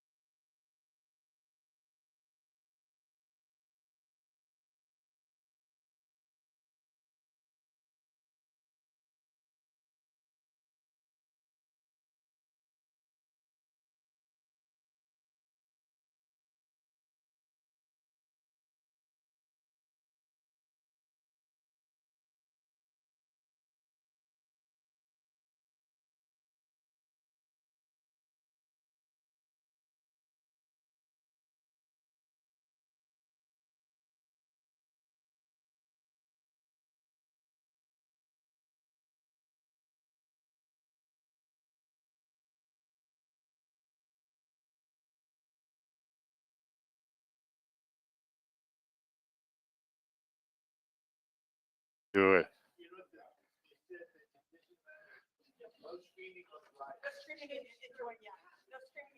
All right, all right. I think we're unmuted, so. All right, we'll go ahead and resume with our meeting. And are we live, DJ? Very good, thank you. Resuming with the meeting, we come now to public comment. A 20-minute time period has been set aside for the public to address the boards on items not listed on the agenda. Each public speaker shall limit his or her comments to 3 minutes. Due to the restrictions imposed by the California Brown Act regarding discussing topics that are not on the agenda, board members may not engage in dialogue about the issue. Ms. Armstrong, how many people do we have signed up? We have 30 people. Okay, if each one talked for 45 seconds, that would be just about the 20-minute time period. So that's not going to work. Board, I would suggest this. For tonight, that we expand the 20-minute time period to 30 minutes, and we limit each speaker to 3 minutes. What's the wishes of the board? Okay, so we will take, it is 9 o'clock now. We will take the last speaker that starts at 9:30. So that will be the time that we set aside for it. And who's first, Mrs. Armstrong? First up, we have Jennifer Van Blair. Hi, Jennifer. Welcome to the meeting. Hi, thank you. I sent you all an email today. I wanted to just give you the abridged version, and I hope you'll take the time to read the longer version of the email. In it, I go into more detail about why it's the school board and Dr. Washer, not COVID, that has made me unmotivated and unwilling to invest personal time outside of contract time in order to do my job well. I've felt undervalued this year. I've felt underappreciated, both in the messaging and in the actions that you've taken this year in regards to bargaining and in reopening schools. I'm urging you to settle the 2019-2020 contract fairly with the bargaining team and as soon as possible, because it breaks me every day to say that I will only work between the hours of 8 and 3, which is the time that you pay me for. Thank you. Next, Mrs. Armstrong. Next, we have Mary Ella Randall. Hi, Mary. Welcome to our meeting. Good evening, Dr. Washer, President Freitas, and members of the board. My name is Mariella Randall, and I've been a teacher for Lodi Unified for 6 years now. They have been full of learning, growth, and perseverance, none more so than this year. I've spoken at meetings in the past and will continue to do so for as long as I teach in this district. Last week, I was moved by the experiences a music teacher related to the board about trying her best to be an awesome teacher for her students and failing due to things out of her control. I can say with near certainty that all teachers have had a similar experience due to the poor planning and lack of foresight shown by LUSD to solve known issues. I myself describe it on my most exhausting days like being forced to walk around, but my legs have been chopped off at my knees. Sometimes it seems that bad. Yet here we are. We teachers have no contract for the 2019 and 2020 year, and we are being sent back with a full in-person return without a fair bargaining agreement for this return. I'm very disappointed in our district and will be giving my prospects with other districts some serious consideration should the continue.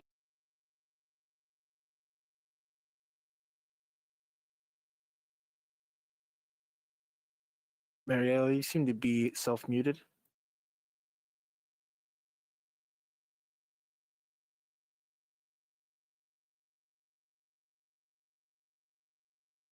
DJ, she probably can't hear you because she's talking. You need to speak up. Let her know. Oh, excuse me, I got muted. Sorry. Okay, we could hear you now. Go ahead. Did you hear anything? Yes, we heard about a minute and a half. All right, I'll skip towards the end. My apologies. My fellow teachers have always made me feel appreciated. However, seeing that our district has $90 million in reserves and yet you're not willing to pass on roughly $4 million it would take to cover COLA shows a greedy side. Tonight, I ask that you listen to the needs of your teachers and treat our bargaining teams respectfully throughout our upcoming sessions. We need a fair contract. Thank you for listening and have a good night. Thank you, Mariella. Have a nice evening. Next, Ms. Armstrong. Next, we have Lisa Wilkins. Hi, Lisa. Welcome to the meeting. Hello. Hello, President Freitas, members of the board, and Dr. Washer. I wrote you a letter this morning. I also wrote you a letter yesterday, but I'm not sure if you ever read them. So I'm going to read you my letter. I have been an LEA site rep and an officer for most of my years here at Lodi Unified. As a site rep, I have been involved in math interviews. And over the past few years, we have had a need for math teachers. Let me just tell you that, and teachers in general, but math teachers in particular, let me tell you that several of the candidates cancel their interviews before they even meet with us, usually because they get another offer. And even the ones that we do interview and we extend offers to decide not to go with Lodi Unified. I have reached out to a few of those who decided not to go to Lodi Unified just to find out why, and just see if we could be a better school district. I will be very blunt. What they have told me is that they turned down Lodi Unified because our salary scale for starting teachers is much lower than the surrounding area. In addition, our out-of-pocket healthcare costs are much higher than other districts, surrounding districts. If we do not fix this, we cannot adhere to the attract and retain the best teachers. That is part of Lodi Unified's goals. So if you want to recruit teachers, fix this issue. We've also lost teachers, a few of them just recently, mid-year this year, to local others nearby districts because of this issue. Why wouldn't a teacher with experience go to another district where they can make more money, and that district also puts more money in their pocket by contributing more towards their health costs?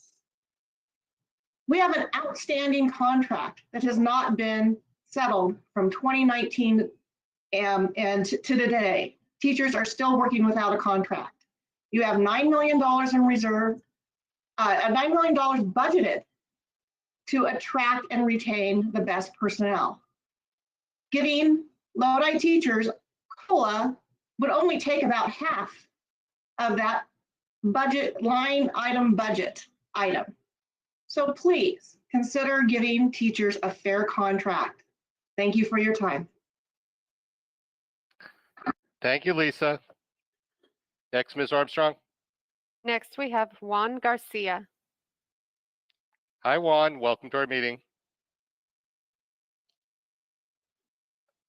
Hello, good evening. Good evening, President Freitas, Dr. Washer, and members of the board. My name is Juan Garcia, and I have been a math teacher at Cresta McAuliffe Middle School for over 10 years. I spoke in September regarding middle school department chairs. During this academic year, I have worked hard in order to provide students with quality lessons and support during distance learning. Tonight, I would like to ask you for support and respect for the teachers. We are living through difficult times where there are no easy answers. However, we need to work together to make it through. As leaders, you can provide me with support by allowing me to make effective plans. When decisions are made in haste and without a plan, it makes my lesson plans difficult. At the end of last quarter, we received late notice that we will have 4 minimum days during the math benchmark and the final exams of the week. Last week, it was decided to return full-time in-person instruction during closed session. Parents, students, and teachers had many questions about the logistics of this transition without receiving answers. For example, some of the examples of these questions include, how will a substitute teacher cover our distance learning students? Who will sanitize the classroom between the periods? Who will monitor the hallways during the passing periods? What time can students be dropped off? What time do they need to be picked up? and how will lunch work?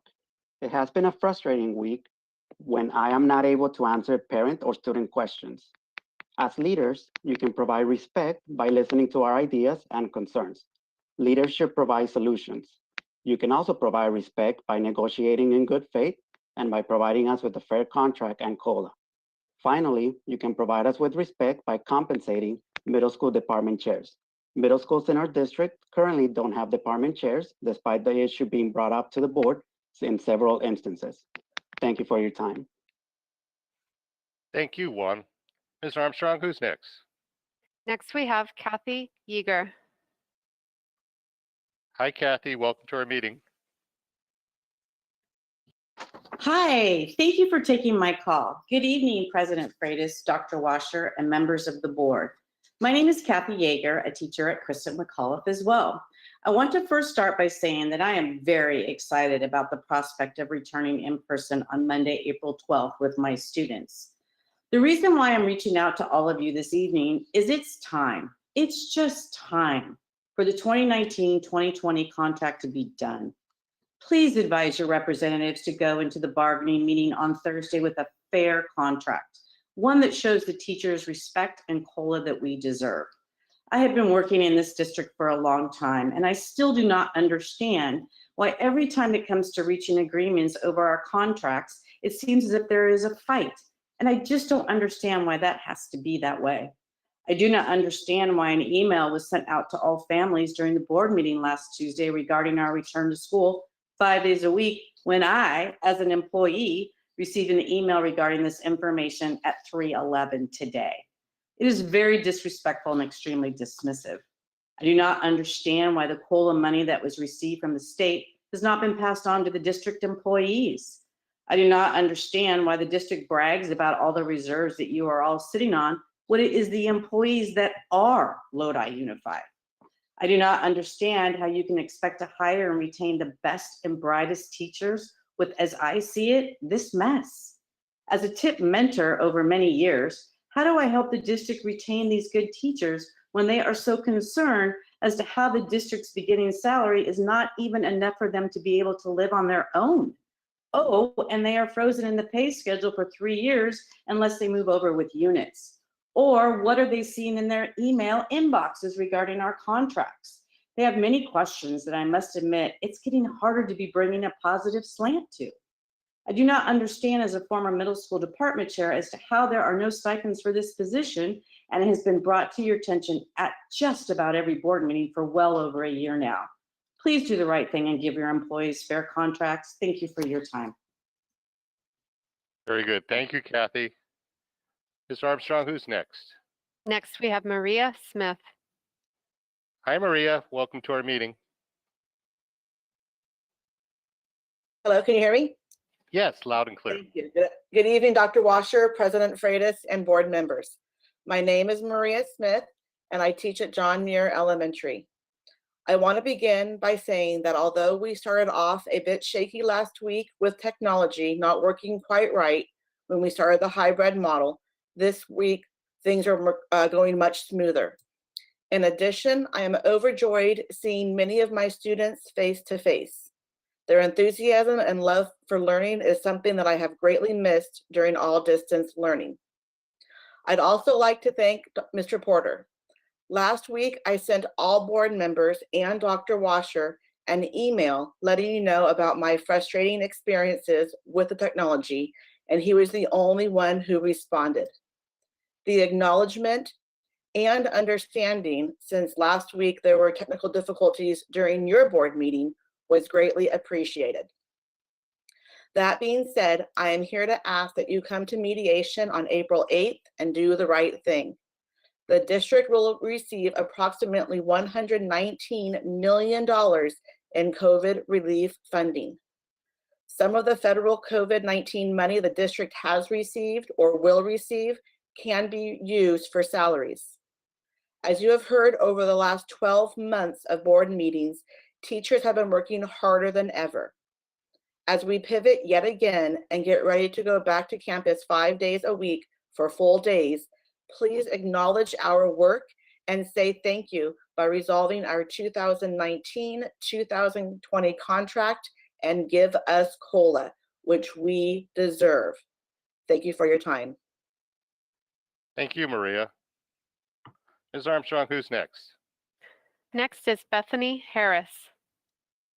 Bethany, that name sounds familiar. Hi again. Good evening, President Freitas, Dr. Washer, and members of the board. I just want to say that I've been a teacher at Claremont since 1996, and I have a few items I'd like to speak about. First, the CARES material each school received. I was not sure if the board was aware that not every school received the same materials. Our secretary called the district to check on materials that haven't arrived. She was told that the materials from Staples were on back order. After several more weeks, she called again and was told time had run out to purchase these materials and we wouldn't be receiving them.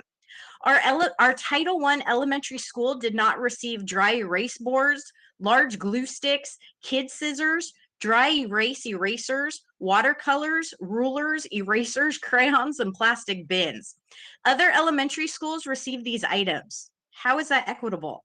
How did the district office decide who got what supplies when they came in? Why did they not make sure each student at each grade at every school received the same materials? I also want to say SBAC testing, and I know you guys are talking about that later, but with the states being allowed to pick SBAC over district assessments, I encourage Lodi Unified to pick the district assessments that we've been using all year. With so many students still on distance learning, it would be hard to securely test SBAC. Also, teachers can't monitor in Bloxy or Zoom on the SBAC site. With spotty internet at home, that also might cause some issues, as well as not being able to know if students are using other electronic devices, taking pictures of the tests and sharing it, or are family members helping with questions. Lastly, the 1920 contract. We have worked so hard this past year learning new technology, changing our curriculum to digital material, and spending our own money to purchase monitors, computers, and upgrade our Wi-Fi. It would be amazing if the district showed the teachers we were appreciated. It would be a great end to this stressful year if we could get the COLA the district was given, put it on the salary sale, and let's move on. Thank you so much for your time. Very good. Thank you, Bethany. I probably should have stopped Bethany because she did talk about an agenda item when she was talking about the testing. And let's make sure our comments during public comment are on items that are not on the agenda going forward. So next, Mrs. Armstrong. Next, we have Christine Soto. Hi, Christine. Welcome to our meeting.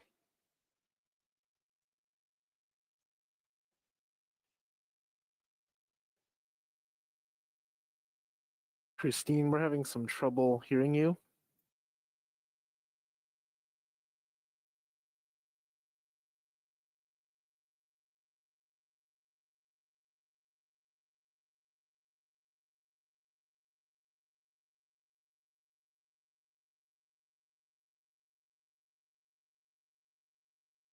President Freitas, it seems that she's having mic issues. Why don't we come back to her when we can get that corrected, or okay. Next, we have Savina Thompson. I'm sorry, the name? Savina Thompson. Hi, Savina. Welcome to Hello. our meeting. Thank you. Dr. Washer and members of the board, I'm here to support LEA.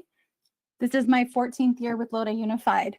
I began my career just before the 2008 financial crisis. At the end of my first year, we were told that a reduction to the salary schedule or concessions would allow us to avoid massive layoffs.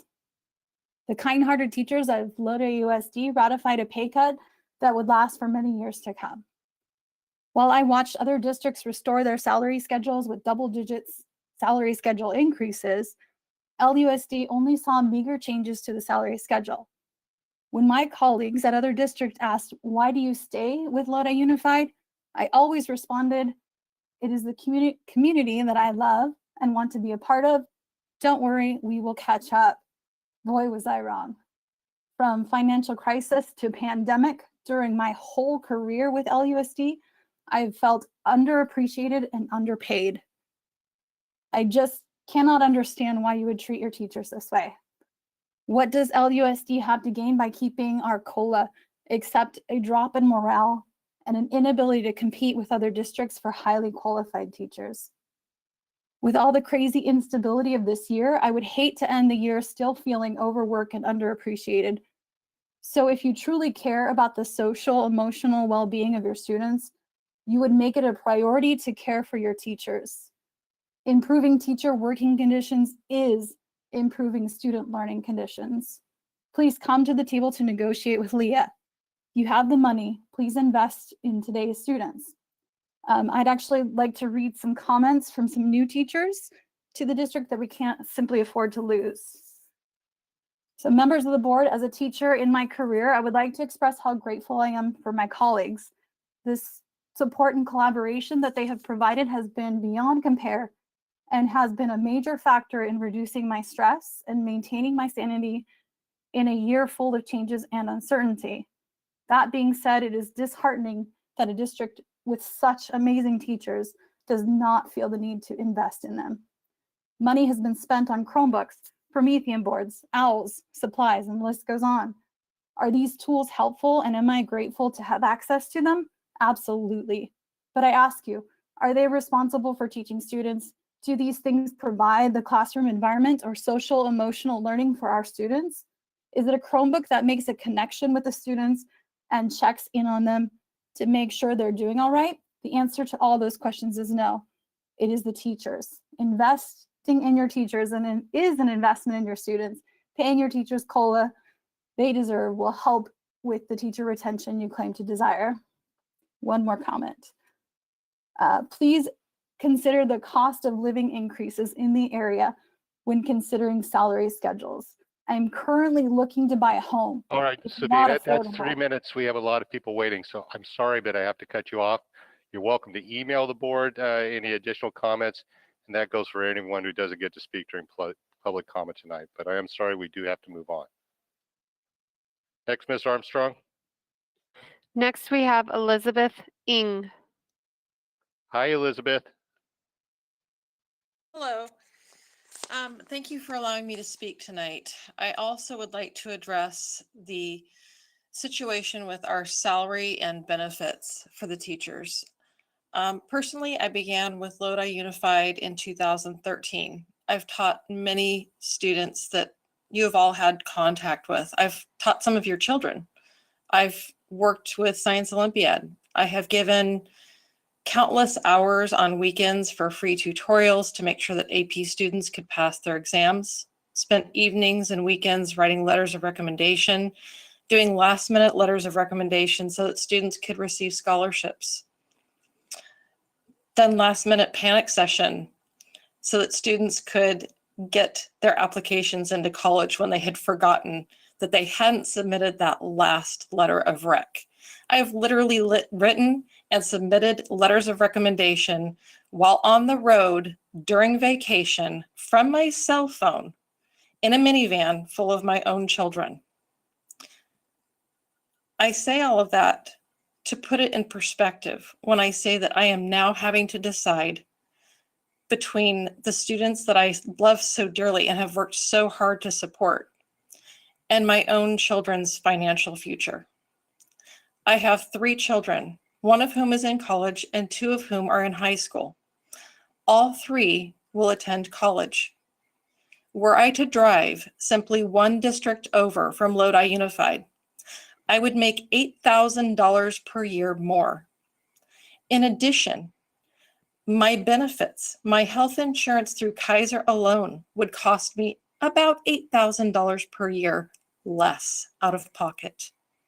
$16,000 per year that I am losing that I could be putting towards my children's college so that I can serve the children of Lodi. That is an unfair ask, in my opinion.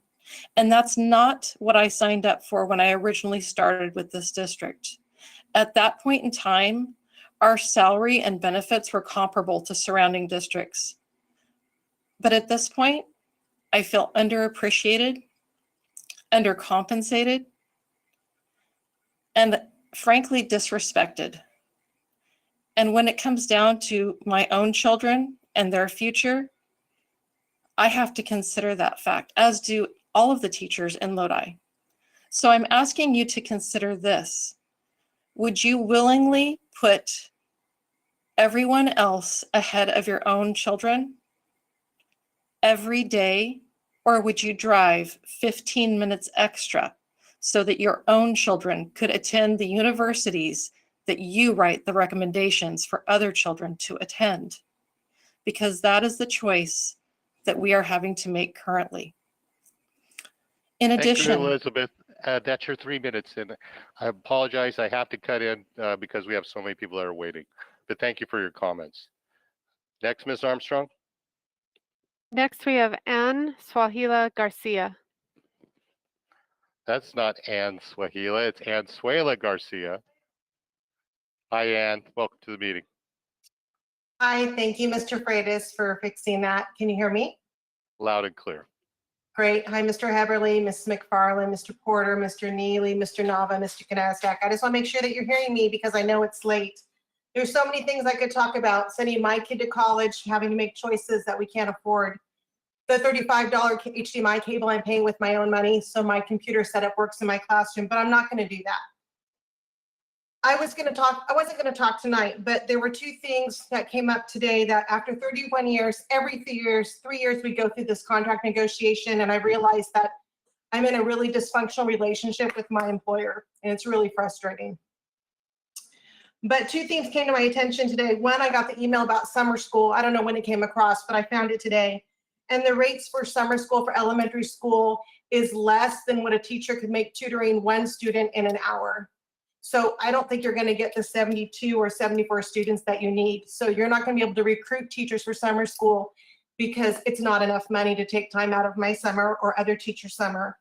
The second thing was really even more disheartening than that. And that was that I know of two teachers who've been teaching in Lodi for 5 to 10 years in very specialized areas that are in high demand.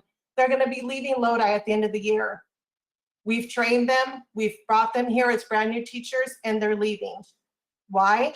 Because they want to buy a house, they want to go on vacation, and they want to work just one job.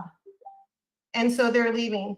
And not only will it leave a hole in the classroom, but we'll need their energy, their expertise, and their talents as colleagues, and they won't be here. They'll be someplace else.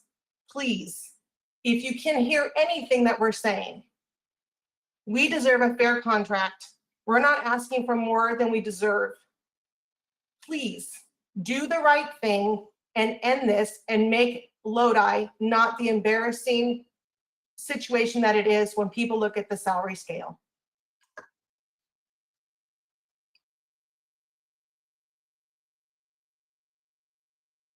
Thank you, Ann. Next, Ms. Armstrong. Next, we have Lana Gentry. Hi, Lana. You're on.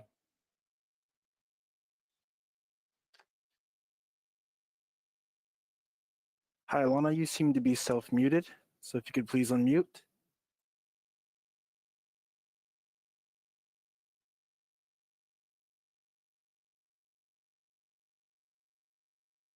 Am I okay now? There you go, Lana. Loud and clear. Alrighty. Good evening, Mr. Freitas, Dr. Washer, and members of the school board. I am a parent and a teacher. I want to remind everyone that we are all on the same side. We want what is best for the students, but we can disagree. I'm a stakeholder as a member of this community, a parent, an employee, and a voter. I deserve to be treated respectfully. I spoke at the school board meeting 2 weeks ago. I took a risk to share about my family and my sons. I also advocated for my students. The speaker after me was condescending and ridiculed my valid points. This is not speech and debate here. We are not preparing rebuttals and counterpoints to other people's opinions and feelings. Everyone has something to contribute. Mr. Freitas, Dr. Washer, and members of the board, you are the leaders and you set the tone in this district. Mr. Freitas, you are the moderator and can break in whenever necessary, like you've done with Michelle Orgon, or mute a speaker, like what has happened to Lori this evening, Jen Castle in the past. You could have done a gentle reminder that evening and just done a mute or break in and said, remember, our comments are not about people, but about issues. You can also stop and remind people gently of the LUSD norms. At the beginning of meetings and every professional development in this district, the norms are reviewed. One norm is to be hard on ideas and soft on people. Dr. Washer, I believe you made a mistake when you read the slanderous email. I know it was not intentional to insult an employee publicly. You read a statement that was not an apology last week. It sounded like it was written by a lawyer to state that you would no longer read emails. I understand why. But it also didn't address how I was treated and other teachers are treated when they speak. And it didn't explain why the new norms to define the purpose of public comment and why we do this. Robert Fulghum wrote the book, All I Really Need to Know I Learned in Kindergarten. Here are a few pertinent guidelines. Share everything. Play fair. And this can go, I wasn't planning to, but share everything. The wealth that we have in reserves with all employees. Play fair when negotiating. Clean up your own mistake. If a mistake has been made, we're all human. Say you're sorry when you hurt somebody. Hold hands and stick together. District admin and the school board, we need you to stick together with the Anna, employees. I'm going to have to close it with that thought there because we have a lot of people that are waiting. So thank you very much for your comments tonight. Ms. Armstrong, who's next? Next, we have Jen Vasquez. Hi, Jen. Welcome to the meeting.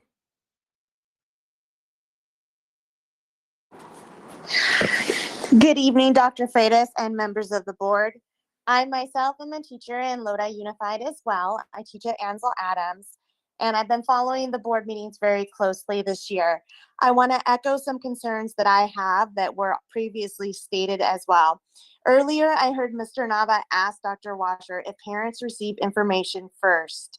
And last week during the board meeting, there was a message sent out to parents stating that we would be in full return on April 12th. Teachers had no idea this was happening or even being discussed. We had spent our spring break time preparing for hybrid and how to juggle 3 groups, a DL, a cohort A, and a cohort B. And 2 days into hybrid, that was changed. That is just one example of the disrespect that is shown to teachers by this district. I myself have 9 students attending in-class hybrid and 15 students still on DL. How I am supposed to split my time evenly between these 2 groups with a full return is a mystery to me. I do not feel that I can do my job successfully with both groups to the best of my ability, and that is very disheartening to me. I also would like to address the $9 million that are in the fund to recruit and retain the best teachers. If that is the district goal, you guys are failing miserably. The districts around us are paying so much more, and I myself will also be looking elsewhere this year. Thank you.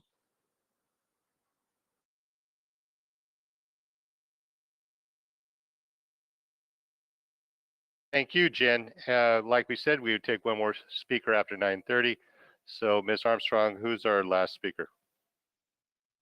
Last, we have Rebecca Bratcher.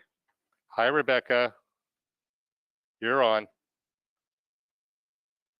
Hi, I'm back.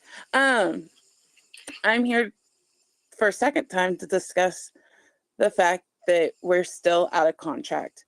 I'm confused by the Lodi USD mission statement part that says best education. How is not paying for a fair wage for a job we've already completed, because we're now in the 2021 year, part of best education? As a SPED teacher, I do twice the job as my gen ed counterparts, but I get paid the exact same, which isn't even a reasonable pay. 2019, 2020, the year that shocked us all, not because I had to learn to teach from home, but because you, the board, pocketed 90 million in reserves, including the state increase for COLA. Your employees, I worked really hard last year. I worked really hard this year, and you're paying me less. My December paycheck was less than my November paycheck, and I worked more hours on my December paycheck. I'm broken and I'm exhausted from carrying the weight of this district and not being paid fairly. Thank you. Very nice. Thank you, Rebecca. That's going to close our public comments section for tonight's meeting. Anyone who wasn't able to address the board, please feel free to email us or the district, or leave other messages. We apologize we couldn't get to you all, but we do thank everyone for their comments here tonight. Moving on with our agenda. Next on the agenda is our consent agenda A, routine business. Do any members of the board wish to have any of the items pulled?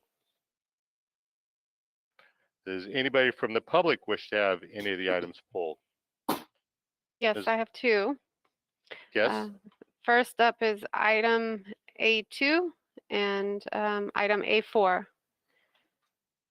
And who is pulling those?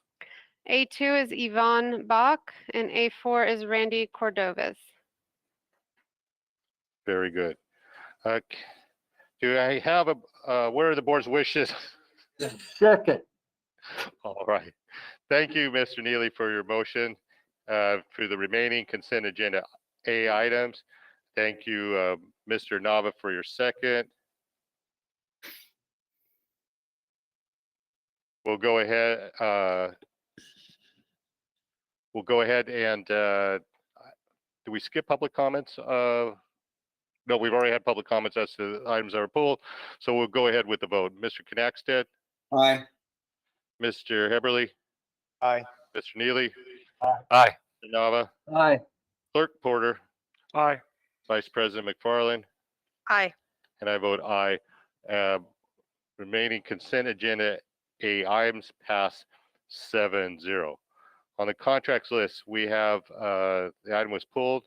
Evan, are you there?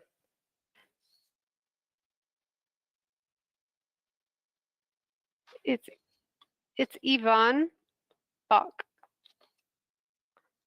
Yvonne? I apologize about that.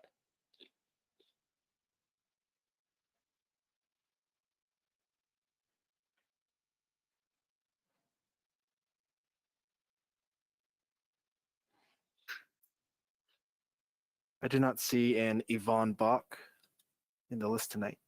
Okay. If we find Yvonne later, please let us know.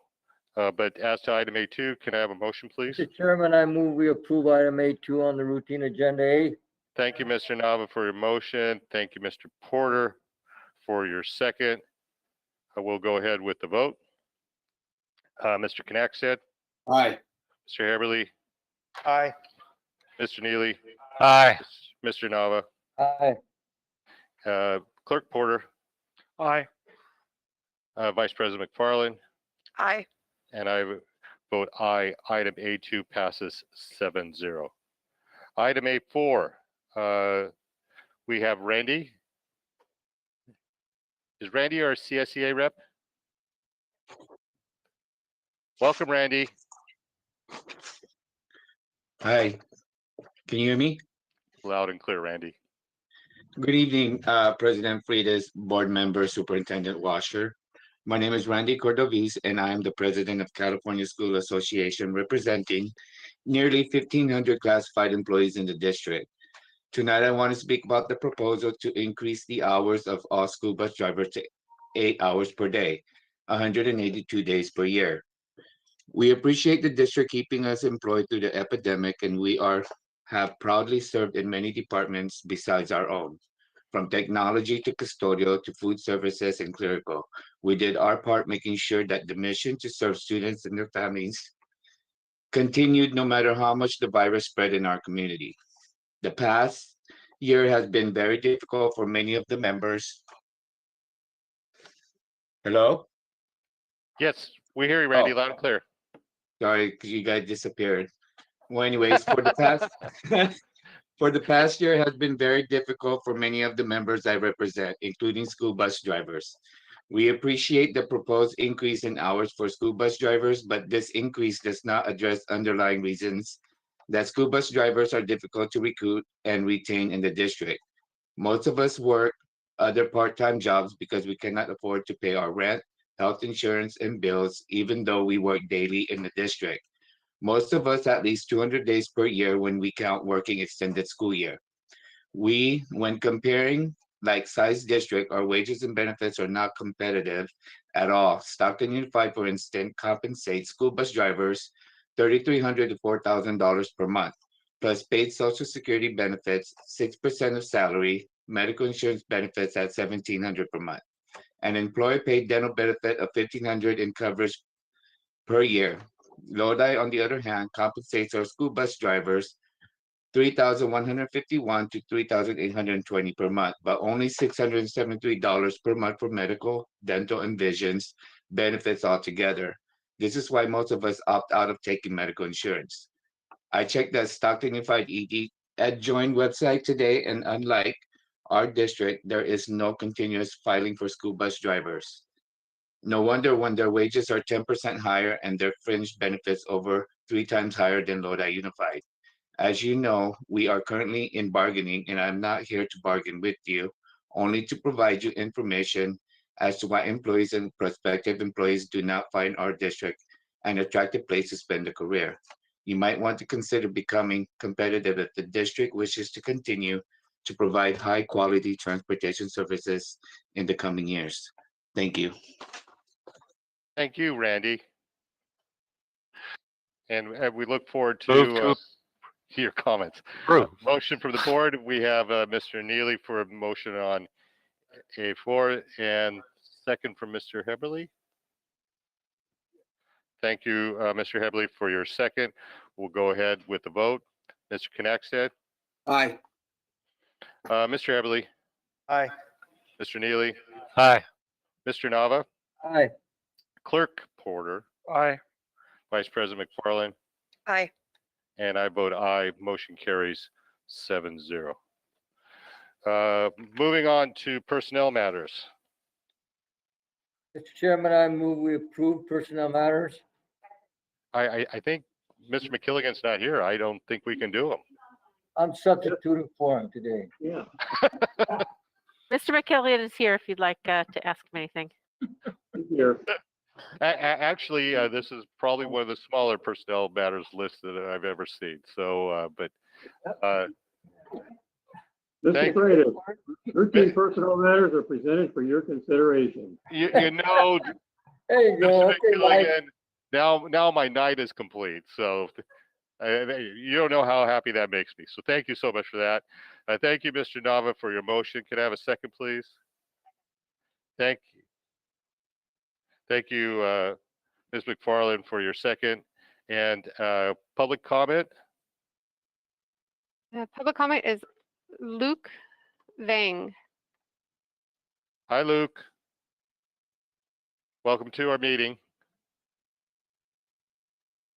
Hi, my name is Lucy Vang. I am new to this, so I actually didn't know which one to choose when I came on. So if I start talking about the matter and it's not that, I would appreciate if you let me know. So I do apologize about that. And I apologize for your name, Lucy. So No worries. So thank you for allowing me to speak tonight. My name is Lucy Vang, and I'm coming to you on behalf of my role as an educator here in Lodi Unified School District. And some say that as a new teacher, it is probably in my best interest to share my story and opinion with a teacher who has been here for a while, so that I don't risk reaping the consequences. However, the naive and/or millennial in me can't help but to think about the pride that our district takes in providing exceptional learning opportunities for our students and teachers, and how such exceptional learning makes us a destination education. So I say our district's ability to listen, understand, and reflect on our new and vulnerable teachers represents our district's truest intentions. I believe our respect for each other should not be built on the positions that we hold over one another. Instead, our respect should be built upon the mere fact that together our strength makes such a powerful impact in the sole reason why we are here, and that is for our students. This is the very reason I joined this district in the first place, to support the students by providing my highest quality of training, best practices, and simply my humanity. However, as of lately, I have not been able to confidently express to my family, friends, colleagues, and students that what the district takes pride in is true, and that I am a valued team member despite being a new teacher. I am asking that our district prioritize teacher salaries to recruit and retain quality teachers. I'm also asking that our district work together with our bargaining team as the unified Lodi unified team that we should be, collaboratively and transparently, to resolve a fair contract so that together we can focus on educating our students and make positive and effective changes that we all so passionately stand by. Thank you. All right, thank you, Lucy. We have a motion and a second. No further comments, then we will go ahead and proceed with the vote. Mr. Knackstead? Aye. Mr. Heberly? Aye. Mr. Neely? Aye. Mr. Nava? Aye. Clerk Porter? Aye. Vice President McFarland? Aye. I vote aye. Personnel matters pass 7-0.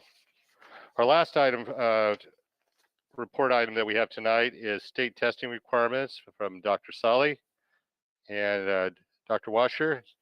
We have Dr. Sali online. Yes, thank you. Yes, thank you, Mr. President, members of the board. Dr. Sully is here to explain. I know there have been questions about state testing versus local assessments. He's going to give you some information and then entertain any questions. Good evening, President Freitas, Dr. Washer, and members of the board. We want to provide an update on what we know as of this date in regards to state testing and an attempt to clear up some misunderstandings. Mr. Uwe Dahmen will go through a slideshow, just short slideshow in a few minutes to provide some information, some background on current requirements and impacts of state testing. I'd like to just provide a short timeline here. The U.S. Department of Education on February 22nd announced that they would entertain waivers from the state. However, it wasn't a clear out stop or waiving of the assessment. They would still require an assessment to be given locally that would align to Common Core standards and be able to be disaggregated down to the student level to report to parents. So there were definite strings and criteria attached to that offer. On the 16th of March, our state Board of Education directed the California Department of Education to apply for a waiver. And that is still pending. There is a group of probably close to 30 or 40 district assessment coordinators that has been following this very closely. And just today we got word from I guess the spokesperson for the group that per a conversation just yesterday with the CDE, they're recommending what they're calling business as usual because we don't know the timeline on the announcement from the Department of Education. And so rather than get into any more detail, I'd like to turn it over to Mr. Dahmen to go through a few slides here in the executive summary.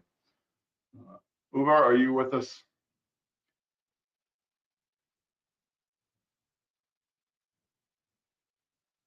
Yes, thank you, President Freitas, members of the board, Dr. Washer. As Dr. Solly mentioned in the executive summary here, on the surface, the waiver looks appealing. However, if you go to the next slide, if we were not to give the CAST assessments, what we would need to do then is determine what the local assessment is going to be. This would need to be something consistent. And then we would need to, for our students in special education, we would need to rewrite all of their IEPs to have this aligned to what we are giving. So we're talking about several thousand IEPs that would need to be rewritten.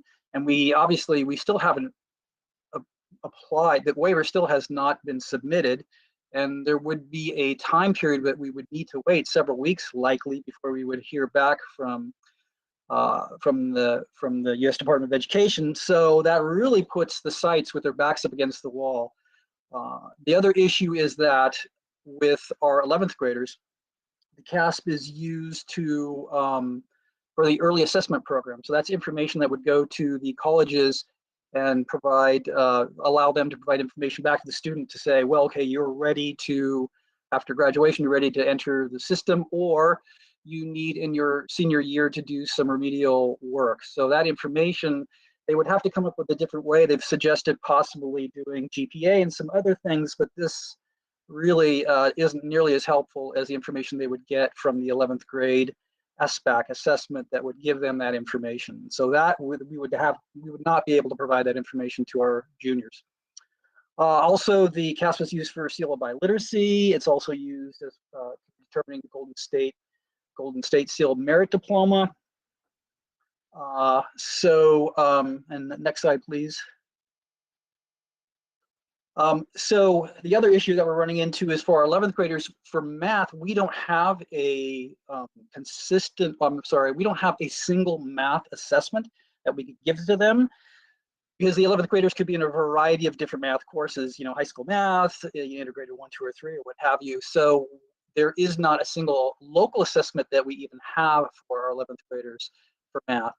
Then there's also the issue of, if we're just doing our local assessments, how is that going to affect federal funding, since that's really where CAST testing is linked. And also there are some problematic issues with our LCAP and how we would do our baselines.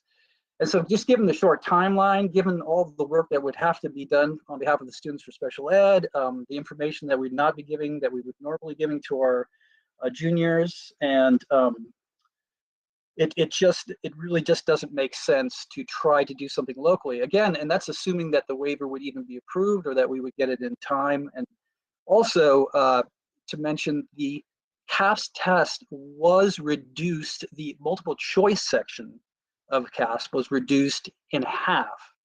So there would be less testing, probably would affect the total assessment by about 1/3 in terms of its time. So there is that issue as well. So with all those things in play, we just feel that it makes much more sense to move forward with SBAC. It will provide us consistent measures in the future, and that's how we'd like to push forward.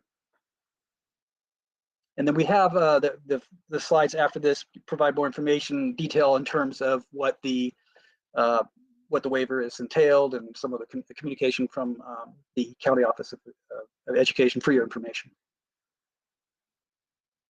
Very nice. Thanks for that report. Comments from the board? Mr. Neely. Thank you, Mr. Freitas. The point was brought up about DL students. If we're talking about DL students for just a moment, what's the plan on that? What would you like to see happen? For English language learners?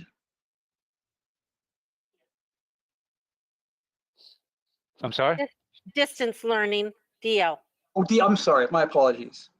So there is a secure browser that has been set up. We have trained our staff on that browser and how to use it. We'll be real honest, it does have its issues. We're finding out that depending upon the connectivity that the student has in their home can be important in this, but there is a browser that has been set up to deal with distance learning students. It can be done. We have been doing it. We have been using the same browser for the English language learners doing the LPAC test, and so that has been used to some extent in the district so far. Okay, I've used that browser when SBAC first came out, and I was giving the test. But that doesn't preclude somebody from using that browser and having some other device at home to look up answers.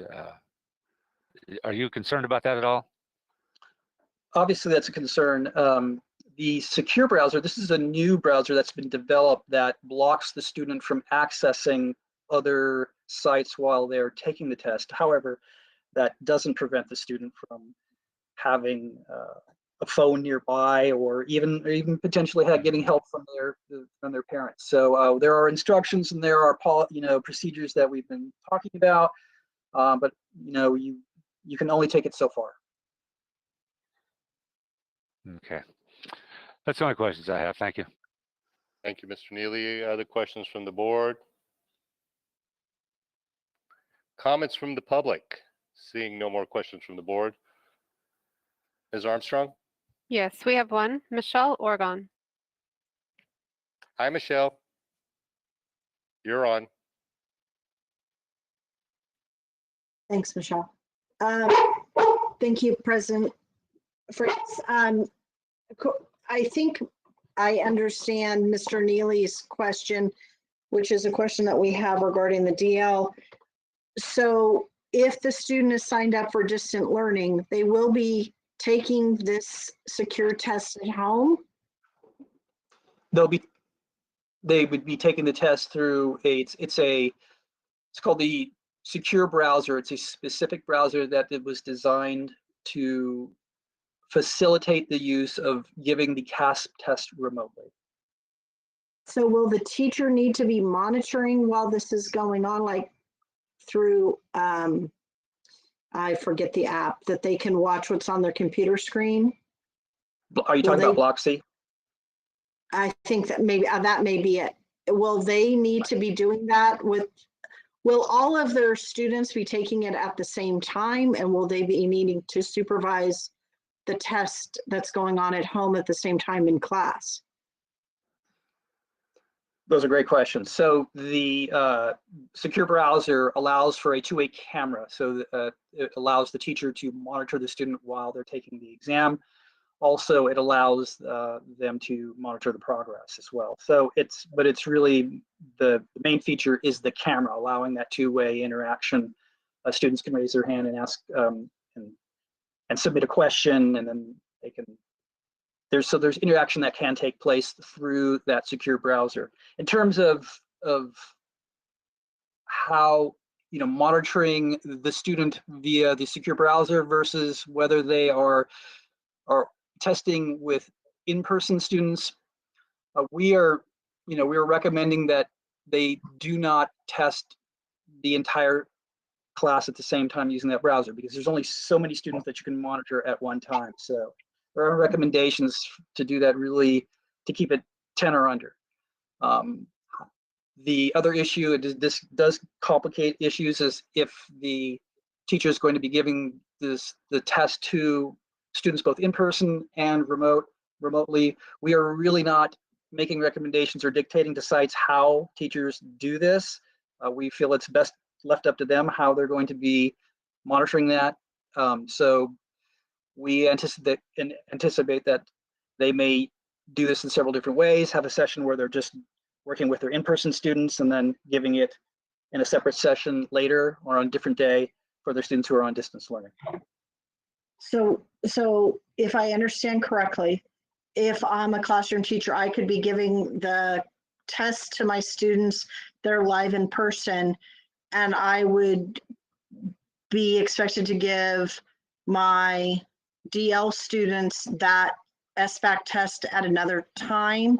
Would be your kind of, I hear you saying give sites options, but would that be the kind of the recommendation? I hesitate to make a recommendation because it really is going to be up to the teacher and the situation that they're in. If they feel that they can handle both simultaneously, then they could do that. It's really based more on their schedule, how many students they have, and what is reasonable based upon the workload they have. Okay, thank you. I appreciate that. I know in the past we've had to keep basically the testing period, and you couldn't go on to the next until everyone was finished. Is that still the case with this new browser? And if they are trying to do the kids live and distant learning, will that be the expectation? And we don't want the penalties that come, and we don't want to be sanctioned because we have broken some of the rules, and that has happened in the past. I guess that's where I'm trying to be careful with my questions. Right. We've been very careful too in our training. So the training in terms of we've run typically what we do when we do these trainings, we do about one session and then a makeup session afterwards. But given the current situation that we're in, we've done 4 training sessions so far. So we're in a constant training mode in my department. Also, we've set up a Google site, an informational site where we encourage folks to go. We put our FAQs up there. We put all the latest information that we have up there. So it's we've really completely overhauled how we do training to accommodate our current situation. And so those specifics, tonight's probably not the best night to go into the weeds. But we have a very extensive training set up for how we recommend this be done. Okay, and I guess with it being distant learning, will there be a penalty for the number of opt-outs if parents opt them out? Because I know on the dashboard there was a penalty if we had a certain percentage opt-out. Is that still the case from what you've heard from the state? Currently, that is still in place. The waiver could pass in part, so it's not an all or nothing necessarily. Part of the waiver is geared around the CDE is using the word decoupling. So the issue of decoupling the CAS from accountability, which would remove the 95% testing requirement. So that's part of the waiver. But again, that has not been submitted or granted. So we have to move as normal. And that would mean that if we got too many opt-outs, it would count against us. Okay, I think I understood that was the legislators' 5 points that they were submitting. So, okay, we definitely have a concern how to monitor both live and distant learning at the same time, and hope that we do get teacher input from every site, because we know that some sites have a lot of live kids and some sites have many more distant learners. Thank you for your time and answering the questions. Thank you, Michelle. Thank you, Dr. Washer, for the presentation. Will we see this now as a action item, or what's next? Mr. Freitas, members of the board, we would appreciate any input or hearing your concerns. At this point, we would like to proceed with giving the S back. I don't believe it requires your formal board approval, but if you have concerns, we would like to hear that, or if you want something brought back. We are coming up against a timing issue here pretty soon. Well, I've heard no objections tonight about staff's recommendations, so I'm assuming that is the direction of the board. Proceed with the S back. And I see 6 nodding heads. So thank you, Mr. Freitas. Very good. Moving on with the agenda. Thank you, Dr. Sali and Uwe, for the excellent report. Moving on, communications. We have communications from our employee group representatives. Ms. Armstrong, who's first? First, we have Michelle Orgon. Hi, Michelle. Oh, I feel like you should almost give someone else a voice first. Thank you, President Freitas, members of the board, community members, and my fellow teachers. I think the key word tonight is respect. And I heard many teachers who raised their voice to speak to you on many different topics. You heard many questions and concerns from long-time, lifetime, dedicated LUSD teachers, issues on their careers, and you heard from our brand new teachers who are new to Lodi Unified. We have to ask the questions about why they are coming tonight, why they are standing up to talk to you, and their concerns and frustrations as to why they haven't spoken before. We hope that you read the emails and letters that those who were not able to be heard, I believe there were 19 more on public comments, that you read those emails those members send to you. Maybe a simple reply that you receive the email so that they know they got it to the right person would be a small token of respect for the time that they took to share their heart, their head, and their passion for teaching the students of Lodi Unified. When we talk about the plan for full return, tonight's report item, you heard many questions. I had some from myself and other members. We were not given any answers to those questions tonight. We'd like to know, how will those questions be answered? In the past, we were simply able, when we were live, to go up to the podium, ask in person. The person who was presenting the document would answer. We'd like to know, how would this report item questions that were asked tonight be answered? If you could let us know by the end of the evening so members can look for that. We also would like to call attention to school safety plans. As a couple of members have pointed out, they are not accurate to what is happening currently. Schedules have changed, and with the change to go to live in person, they are not accurate in how they have been filled out going forward. We are not ready for what has been planned. All week, I fielded calls on questions from members. We had 17 COVID case response forms filled out. Teachers were subjected to students who were symptomatic. They came to school, and had the symptom checker been done, hopefully those students would have prevented exposing the virus to students in the class and the teacher in the classroom. We know of one site that 5 classrooms were exposed in the situation, and we would hope that we would get that symptom screen out right away, and hope that we would encourage all parents and educate them on the importance of the symptom screener, and teachers and fellow people coming on our campus, how important the symptom screener is in order to prevent COVID-19 from going through our school system. We want to keep, as we just turned in red, we want to keep our numbers low. And we would hope that these questions are answered. We hope that this issue of coming to school sick, because we know it has happened in the past, but now it is more serious as more students could be, and teachers, the reaction is just a little bit different. So we would hope that you would follow up with the safety plan. We also have serious concerns with changing the exposure protocol that does not match the state California Department of Health's protocol for close contact.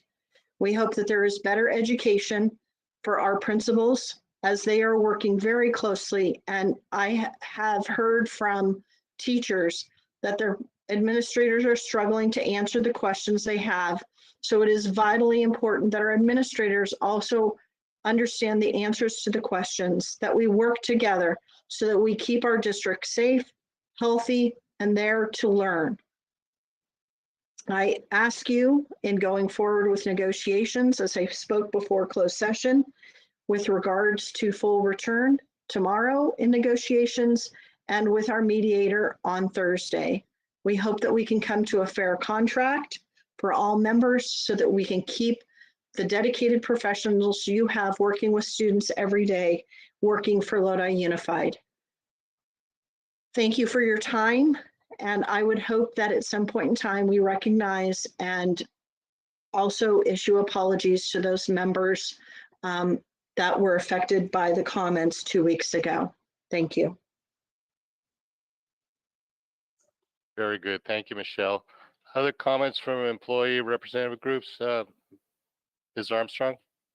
Yes, we have one more. Dean Blount. Hi, Dean. How are you doing tonight? I'm doing well, Ron. How are you? Very good. Thank you. Awesome. So good evening, President Freitas, Dr. Washer, and members of the board. I know it's been a few weeks since I've commented at a board meeting, but I do want to assure you that I have been attending and following along with your progress. I don't envy the work that you've been that's been required of district staff and of you as board members during this decision to return to in-person instruction. I know it's been quite a process. I know that the work that I've seen on my campus alone has been monumental. In LPPA business, first I'd like to acknowledge our school nurses for being available to work at our county office's vaccination clinic. It took this kind of dedication to make this vaccination program successful, and I want to thank them for their hard work and dedication. Along that topic, I understand that we live in an imperfect world, and it's been brought to my attention that Lodi Unified is experiencing a shortage of school nurses. Specifically, we have 3 open school nurse positions, with one of those positions filled by an outside agency, which is also at a higher rate of pay than we pay our own school nurses. Our current FTE allotment for school nurses is 16.3 FTE, so that's quite a chunk out of our nursing staff. In addition, the district has several LVNs that we contract with who are currently on leave, and these LVNs, while they're not part of LPPA, their absence puts an additional strain on our remaining nurses. This is leaving about 8 schools without nursing coverage at this time. Our nurses are concerned about their ability to meet the medical needs of our students, especially as we return to in-person instruction from a global pandemic. I encourage you to look more deeply into the situation, take the steps necessary to make Lodi Unified a more attractive employment option for our nurses going forward. Now, on a lighter topic, I'd like to, in the interest of informing you of LPPA's going on, I'd like to let you know that LPPA has opened up applications for 2 $1,000 scholarships for graduating seniors who are interested in pursuing a college program in the fields of counseling, nursing, speech and language pathology, and psychology. We typically have when we have more than 2 quality applicants, we have awarded more than 2 scholarships in the past. While the deadline for the applications was set for this coming Friday, we've only received 1 applicant, and I can only imagine that distance learning has had a big impact on that. So after consulting my executive board, we've decided to extend the due date for our applications by 2 weeks to Friday, April 26th, in the hopes of encouraging more applicants once students come back on campus. I'm really hoping to hear from more of our seniors who are looking to go into our related fields. Those are the 2 comments that I have tonight. I want to thank you guys for your work and I appreciate you taking time to listen to me. Dean, will you thank everyone at LPPA for those $1,000 scholarships? And I'm sure now that you broadcasted here tonight at our meeting, your emails are going to be filled with new applicants. So that's the hope, Ron. Anything we could do to help out. But thank you very much for offering those. That's very generous of you all. Very good. Any other comments from employee groups? No more comments. Thank you. Comments from board members. Mr. Neely. Thank you, Mr. Freitas. I'll try to be quick about this. Dr. Washer, I want to keep in mind that we need to do something for our kids coming back to school, for our elementary kids, concentrate on that K-3 so that by 3rd grade, we can have them reading. They need some extra time to work on that. So please talk to our schools, talk to our principals. I've talked to a couple and they're both, they were inclined to put something right before school begins, like a week or 2 before. And then why don't we try to work on that a little bit more. Mr. Khan, supply problem out there at Claremont. I don't know what the policy is on that. But if Staples can't provide for us let's go. We need to go out someplace else. To have to wait and then tell, being told your order's canceled, that's not acceptable. So we need to work on that a little bit. Final thing I got is mediation is on Thursday with LEA. That's not a bad thing. It's a good thing. It gives a chance for possible resolution. So I look forward to hearing what's going to happen in mediation. And that's all I've got, Mr. Freitas. Thank you. Thank you, Mr. Neely. Other comments from the board? Mr. Nava? Yeah, thank you, Mr. Freitas. One thing that's going to happen, I want to actually tell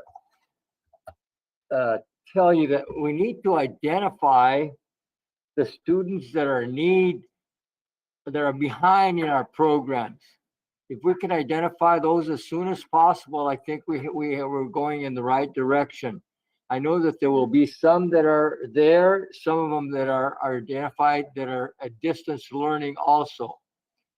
I feel very confident that everything will be okay or all right. And I feel that just like George said, I think it's going to be a good week ending with all these meetings that you have going, and then a good Monday with all the students back in class. Thank you. Thank you, Mr. Nava. Other comments from the board?